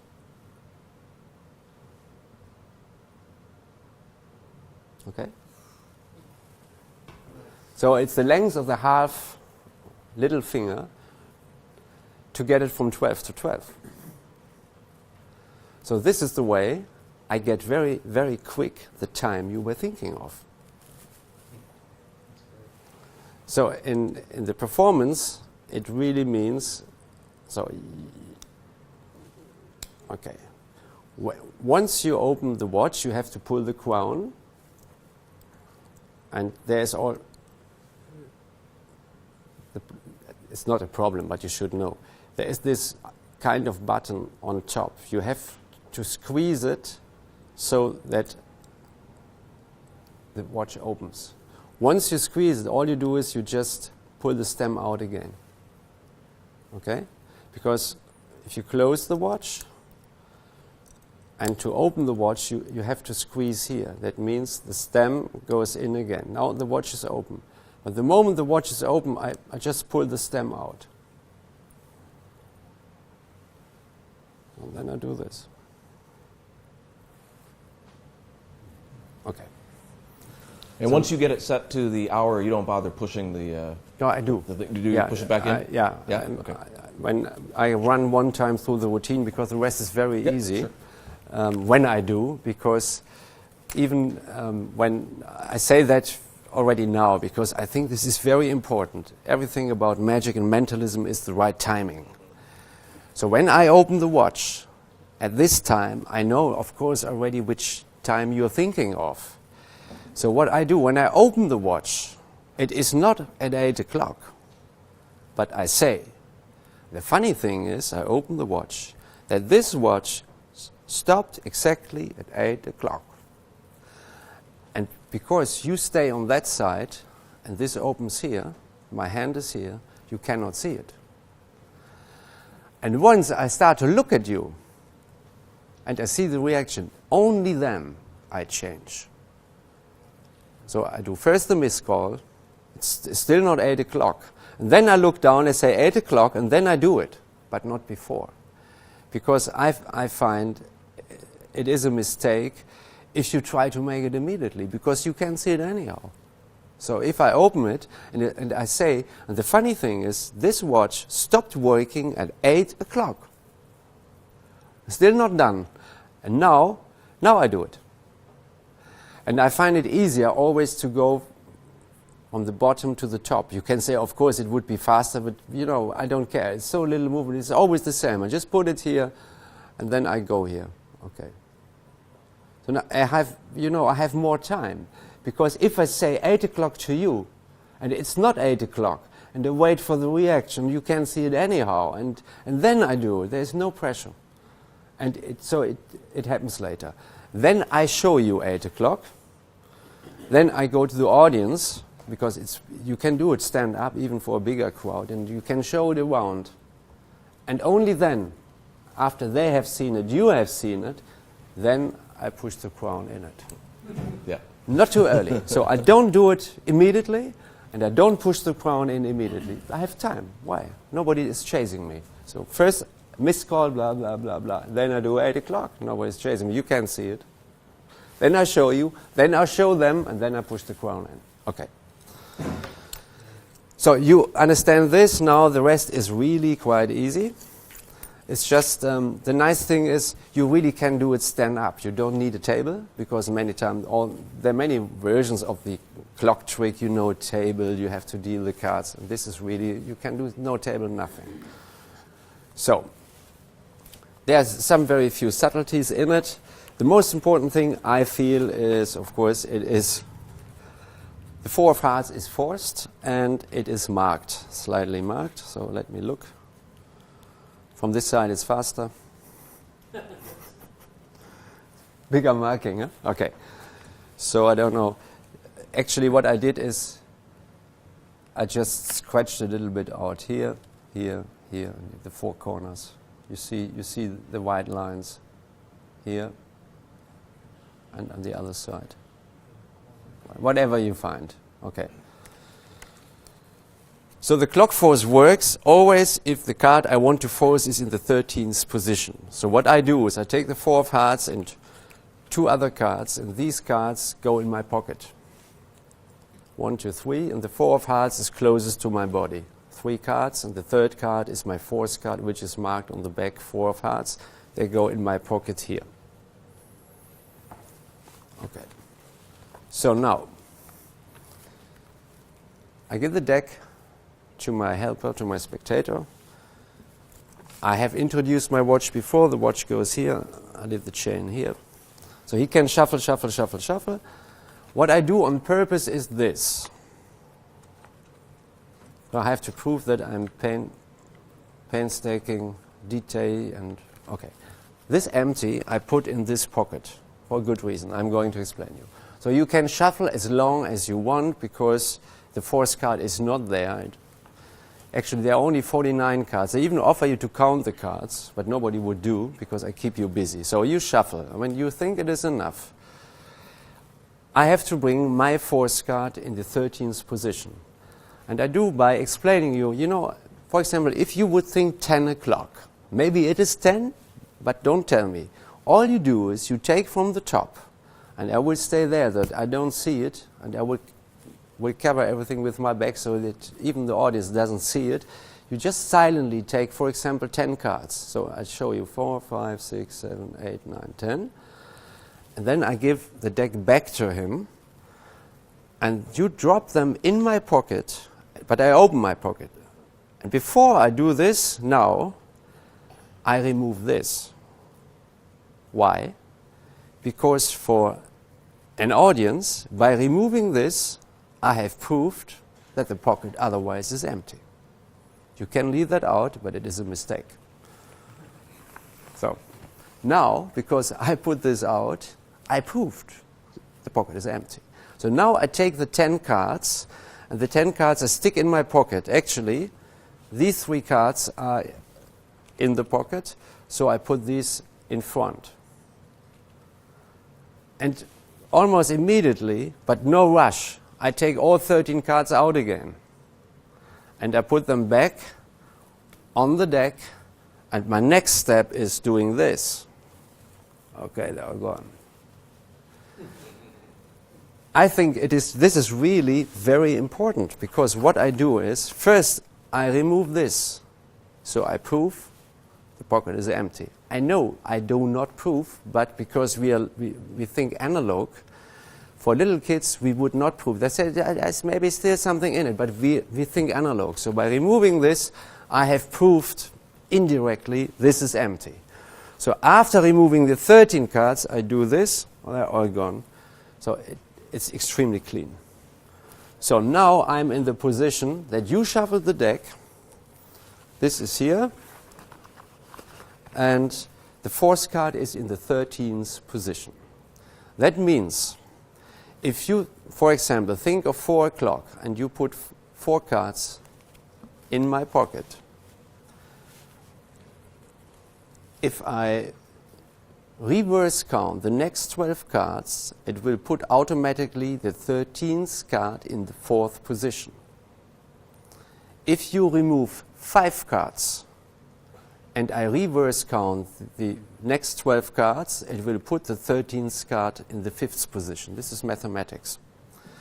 If you remove 10 cards, that means if I reverse count the next 12 cards, that the 13th card will be in the 10th position.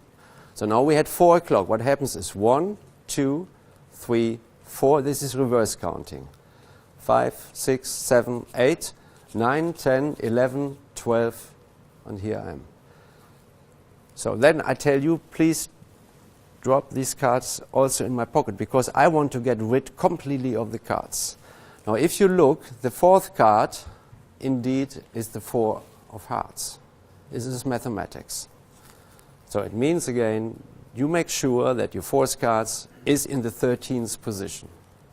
If somebody removes 5, 6, 7 cards, it doesn't matter. Once you reverse count the remaining cards, 12 of them, you reverse count them, it will put the 4th card always at the same position, corresponding to the number of cards you removed. So when I show you the cards, oh, by the way, I even like this to say, now it's not even a complete deck, so we can exclude mathematics. What a lie. But I love it. So now I go and I show you 1. This is no reverse counting. I just go, I reverse count to get them from the deck, and I do 1, 2, 3, and of course I see the marking. Now I see 4, okay, because I see the mark. So the moment I see the marking. I know, because this is the force card, I know also the time you are thinking of. By now, I know you are thinking of 4 or 8 o'clock. 5 o'clock, 6 o'clock, 7 o'clock, 8 o'clock, 9 o'clock, 10 o'clock, 11 o'clock, 12 o'clock. Then give him the cards and tell him, please, throw them also in my pocket. Because the nice thing is, the cards are gone. You have no table, you can do it stand up. And from now on, we just talk about a time you're thinking of and of a playing card you are thinking of, because the cards are out of play. And the rest is just you and the watch. Okay.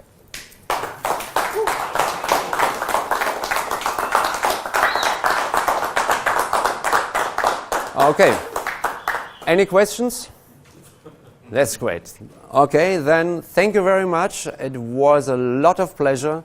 I could go on for hours, but I think that was enough. Thank you very much for your attention. Big round of applause for Jan Forster. Jan, come on over here, sit with me. We'll talk a little bit longer. I got to tell you, that just that last routine is worth it for me. I don't know about anybody else that's viewing this, but I've worked with the clock trick in many different variations, and there's always that trouble of, first of all, getting rid of the surface and not making the clock dial and all of that. And every single moment in your version of it that we've just seen seems to negate what anybody would think as far as the mathematics. You know, they think that those first few cards going into your pocket are going to be counted in some way, then the rest of the deck goes on top of them, and then all the cards go away. You're apparently never checking up on their math, which I think is fantastic, and a really subtle way of getting the force card in position. Now, that's what I've really enjoyed about watching this lecture, is every single one of those details. And even when I asked you about pushing the button back in, because I didn't see you do it. Because you didn't do it until way after. Right. You know, that's nice. So that's what I loved seeing in all of this. Now, you didn't start out as a mentalist. No. You had mentioned that you started out doing a manip act. Okay. When you were very young, is that what you started with as far as magic, or were you just working some like kind of standard tricks? Standard tricks. I started really with 8. Yeah. With the magic book, and I never left it. Yeah, right. I have a twin brother, and in the beginning we did it together, and he's a good worker, so he could building little props. He was better than me, but he didn't enjoy performing it so much. So at the end, after 2-3 years, he was building the stuff I was performing. Yeah. Now, you did mention one of your earlier performances to me, like your first paid gig. You were 12 years old, and it didn't go that great. Yeah, the tricks were okay, but okay. It doesn't come over. So when I perform in English, but in German I get a big mouth. So I'm not scared, because I did many years nightclubs. Right. This is shit, but you get strong and nothing throws you off. Sure. And but this is probably my nature. So I had a big mouth, and the band who booked me there, they said, "I'll take him. He's a young, good magician." They did not book me because my tricks were only decent, nice. You know, when you're 12, but I made a few dirty jokes. But it was like, they asked me to do. The band encouraged you. So they said, "Oh, this little boy is good." So there were some officers from the German army, and I didn't know. Even they were highly decorated, but okay, I didn't care, because they asked me to do, so I did, and it was quite a disaster. So the magic was okay. There was even a quite big article in the newspapers saying a little magician without manners or something like that. so it's really true. No, it made the papers. Yeah. It was like, and then I had to apologize, but when I left this engagement, my father was driving me there. Everything was fine, so everybody was happy. They were laughing with the little boy, big mouth. My God, he made it. But obviously, some officers didn't enjoy that. Yeah. So they were complaining. So I never saw my fee. It was 50 Deutschmark. You didn't get paid? No, I didn't. Oh, my father didn't want to insist. I said I wanted to. I did a good job. Come on, we have to pay. My father was not really upset, because he said, okay, you know, this fucking offices, you know. So I just did what they asked me to do. So that was a lesson, but it was in front of 500 people. You're 12 years, big mouth, mediocre magic, so quite funny. Yeah, well, today I can laugh about it. Sure, you can laugh about it now because you've had some great successes, including successes as a magician. Before you went into mentalism, one of your major gigs was working for, what was the place called? It's the Scala Madrid. Yeah, so now, had you studied languages before then? Yeah, okay. I have a talent for languages. Also in school, I had 7 years Latin. I studied Latin and Greek. I learned French, English in school. So yeah. And in those days, my girlfriend, she was a professional translator for English and Spanish. So when I got the booking for Spain, also I was so lucky because I was 23, 24. I still was a student. They came to Zurich, and I was booked there with my manipulation act. So I was good enough to work in this review. There were like 8 or 10 magicians. That was like maybe the third top place in all of Europe. Yeah, but I was just lucky because they came. This agent from Madrid and Barcelona, they came to Zurich to watch somebody. I don't want to say the name, but even if he's not alive, they wanted to see him. To book him, and they didn't like the act, so they went to the other show, and I was just 12 minutes with my act in it, and after the show I got called, and there were like 3 agents and 1 agent from Switzerland, and I said, okay, we really liked a lot your act, and so, oh yeah, okay, and a student, you know, still not professional, and they asked me, how much do you take? We talk about 3 months contract, how much do you want? So I said a number that was far too high. I had no idea. So, but fortunately there was a Swiss agent, and she was very nice, Mrs. Schneider, Helen Schneider, like the famous singer. And she got a nose, and she said, Mr. Forster was kidding. And she put it right. And then I was clever enough to say, yeah, but you know, the next 1.5 years I'm booked. Well, I was not booked. Bullshit, huh? But because I wanted to finish university. So I did my first degree. And it was okay. Then I got my booking, which is nice, 1.5 years later. And so approximately 6-7 months before I turned professional because I finished university. And my teacher in those days, one of my teachers was Henk van Meijden, who was the teacher of Richard Ross, Gerd Koppa, Fred Kaps. So you can see, actually, when you see me working, you see this eye for details is typical for him, but I was always like that. So he said, okay, you do this nightclub. So I have done some nightclubs, decent nightclubs, and they said, once you're in Madrid, we send out the public relation. So I did nightclubs. So when I went to Madrid, I was in shape because I did 200-300 times I did my act. And then I started there, and the first week I sent out to all big agents, Jan Forster presently performing Scala Madrid, The Magic of Tomorrow Today. And all these agents, I just got my letter and a postcard in, and I say, Jan Forster, never heard about it.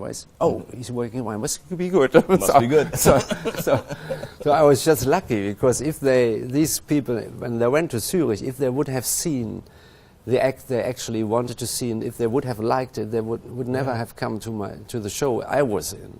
But they just came there to say, no, let's see, we want to see something else. So, okay, probably I would have been turned professional also a different way, but this was, of course, a fantastic way. Great break, but being ready for it. And I was just lucky. Okay, I was ready for it. You were ready for it, but you had to put them off for 1.5 years, and they were still willing to book you for it, which is that speaks volumes for the act that you had put together. Now, how long did you do your manipulation act? I think I finished doing it in the late 90s for the simple reason I couldn't stand it anymore. You've just done it too often. I remember when I came back from Madrid, I had a show in Hamburg for the Magic Circle, and I didn't realize, but then many friends and magicians approached me and they just said, gosh, I've seen you on stage, you're really good, but you're like a machine. Because, it means 2 shows, 3 months, 2 shows, Sundays, 3 shows. I don't know how many. It's like 300 shows in 3 months. When you go on a magic convention, you've just done 300 shows. You're just, you don't think anymore. You're like the machine. And then, I get bored. I always liked mentalism. I had my full evening show. Mentalism was always 30 minutes in it. And I decided to be, it was my personal decision. I got bored by magic. Yeah. Did you just find that mentalism was more challenging to you intellectually? Yeah, I like the intellectual work behind. The challenge for me was, one goal was, I wanted to prove that you can be a mentalist, being 2 hours on stage, and being entertaining for a lay audience. Yeah. So I had a goal. First, I liked the stuff, and I wanted to prove that.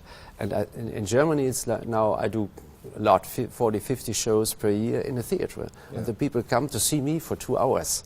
And they don't get bored, and they're lay people. Yeah, well, I had mentioned it in the show from last night, and we did get to see one of the clips of it, that you have a really great rapport with the audience. Yeah. Very natural, and you know, you tell jokes, but they're not like jokey jokes. It's good. It's great humor, and people just seem to take to you very well, which I think is great. You know, the other thing that I noticed is that you're kind of a minimalist now. At least with the stuff here, how is your 2-hour show? Are there a lot of big things involved. Not much really. Yeah. But this is what I want. So basically, I have 2 routines in it, which look bigger. So it is the keys, and I have a little flight case, and I have one routine. It's a little bit like PK taste. Christopher Taylor marketed my routine, but he asked me for it. It's a different system, so I have a tray and some cups on it. Yeah. But the rest is I do a book test, but there are basically only 4 books, which is 15 minutes. But it's a lot of fun because I take one spectator and I tell him, you know, I'm going to teach you how to read minds, and you know what, we take just a few books. And then I have this guy always next to me, and the interaction with him, you know, he's better than a prop, you know. Sure. Oh, yeah, absolutely. So you start to develop when you work with people from the audience and really treat them. Treat them as equals and treat them well. That it just makes the show. So I make him to my colleagues. I know the finale we do together, and so no, it is. I have 1 table, 1 bar stool. Yeah, the flight case is sometimes on the floor. That's it. Yeah. But it's just, but you know, but you do fill the stage with people. You know, for some of the things, do you do the card routine with a bunch of people getting up and stuff like that? Because I also love that. I had mentioned this to you before, that it's one of the few memorized deck routines that I can get behind. Because most of the time, a memorized deck is kind of wasted, if you know what I'm talking about. Where somebody just names a card and you happen to know what number it's at. It's sort of transparent. But like you said, there aren't enough layers. In my full evening show, I have only 1 card routine. It is actually what I showed now in the lecture was a variation of what I have done in the show yesterday. Right. And exactly the routine I have done yesterday in my show is my closing show in my full evening show. Oh yeah. And it is only a deck of cards and 3 people. This was a version with 4 people. There I have only 3 people, but it really brings down the house. Because with the music coming in, if I leave the stage, the people screaming, even in Germany. Yeah, sure. But and in 50% in Germany, in 50% of my cases, I get a standing ovation. And this is exceptional in Germany. If you're a mentalist, you go in the theater, and after 2 hours, the lay people stand up and do this. Then because they appreciate this guy has nothing, a table, this, and he goes on stage 2 hours. And that's what I think is great about the material, is that they can appreciate it on an intellectual level, and yet it's bulletproof, like every detail's been figured out, and you're always so far ahead of them, and that they can't even imagine that there is a method. Yeah, that's it. Right? They're looking for something, and they'll never see the thing that they're looking for. That's what I absolutely love about the material. Now, because I had asked you about overt displays of skill, that's what you used to do. As a manipulator, you're pretty much just showing off. But it helps a lot. Yeah. Because the thinking that you have an eye for details. I don't mind to do a double lift or a false shuffle, deck switches, because I think I love magicians, I love mentalists, but there are some mentalists there are very limited, technically. I'm not.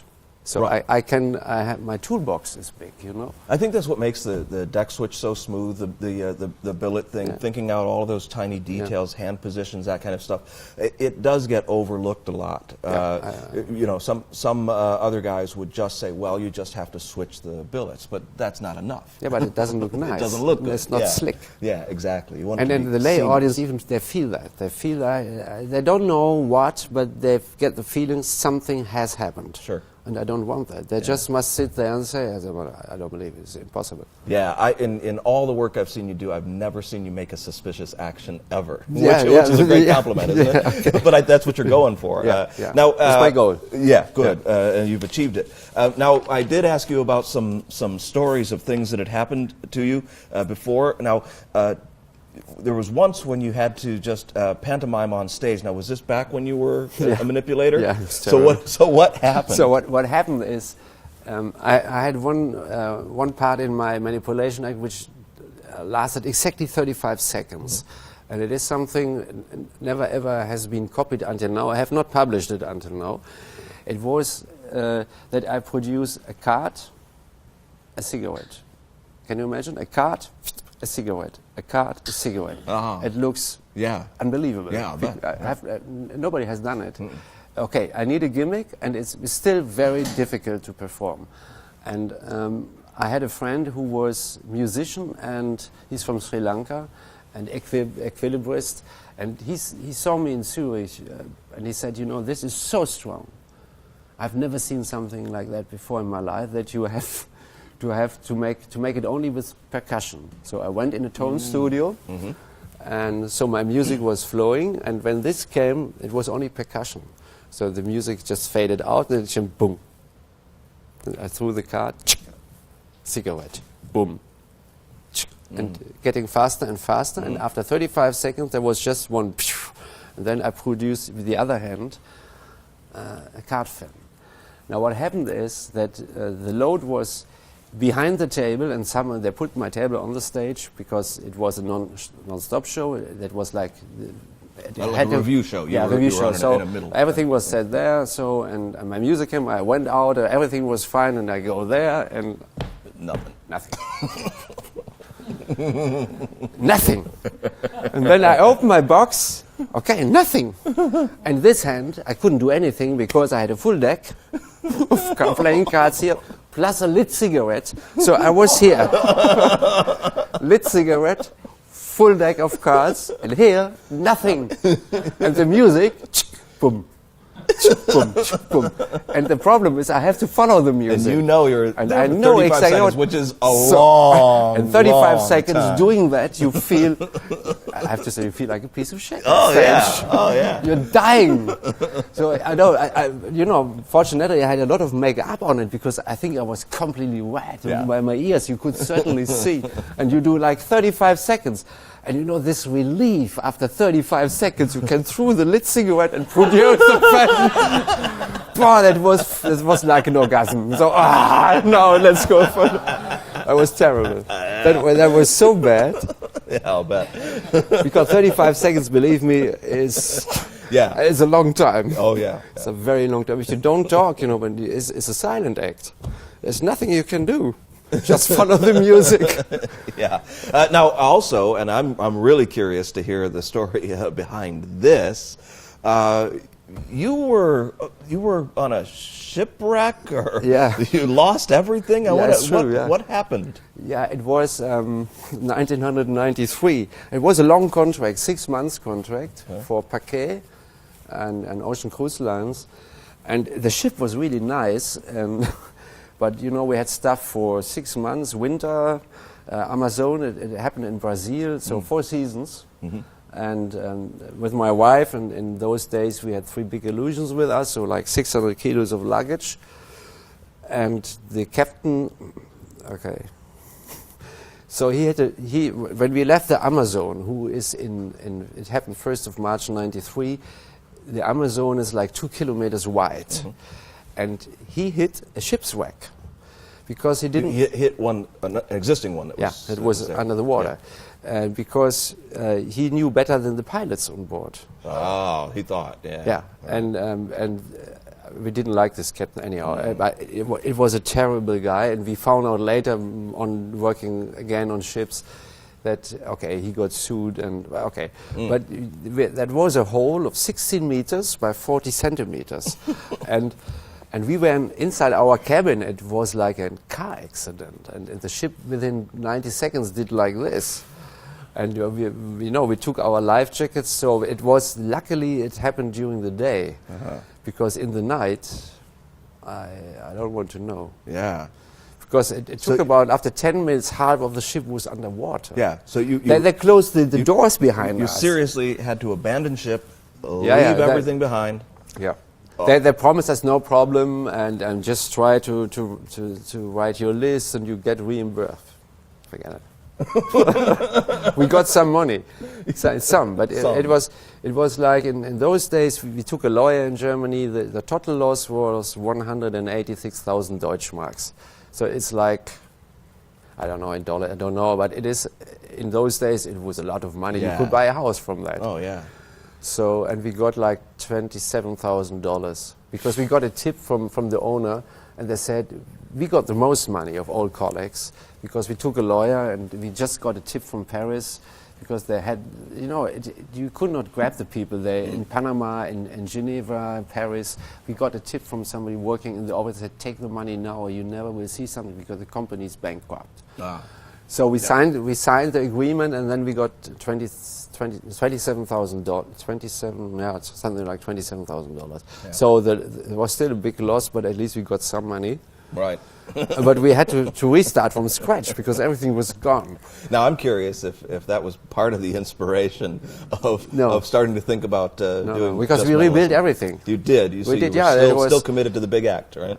Yeah. Yeah, but only for 4 or 5 years. Yeah. And then, but it's changing. So '93 we had the goal. It took about 9 months. After 3.5 months, we did the next cruise booking on the Achille Lauro, which we left right on time because somebody told us better you leave because you sank once, shouldn't happen again to you. Yeah. So we left right on time. It's sometimes it's a monkey business. Yeah, but I can't imagine how scary that was. It was. I've never heard of any other entertainer that has had a ship sink out from under them. I think it happens that wasn't only a joke. once in I've heard a few jokes about that. I bet it wasn't funny. Well, thank you so much for hanging out with us. Thanks for inviting me. Absolutely loved this. Another big round of applause for Jan. Thank you to you. Jan, thank you. Thanks, man. It was a great job. Thank you guys for tuning in. You. We will see you next time.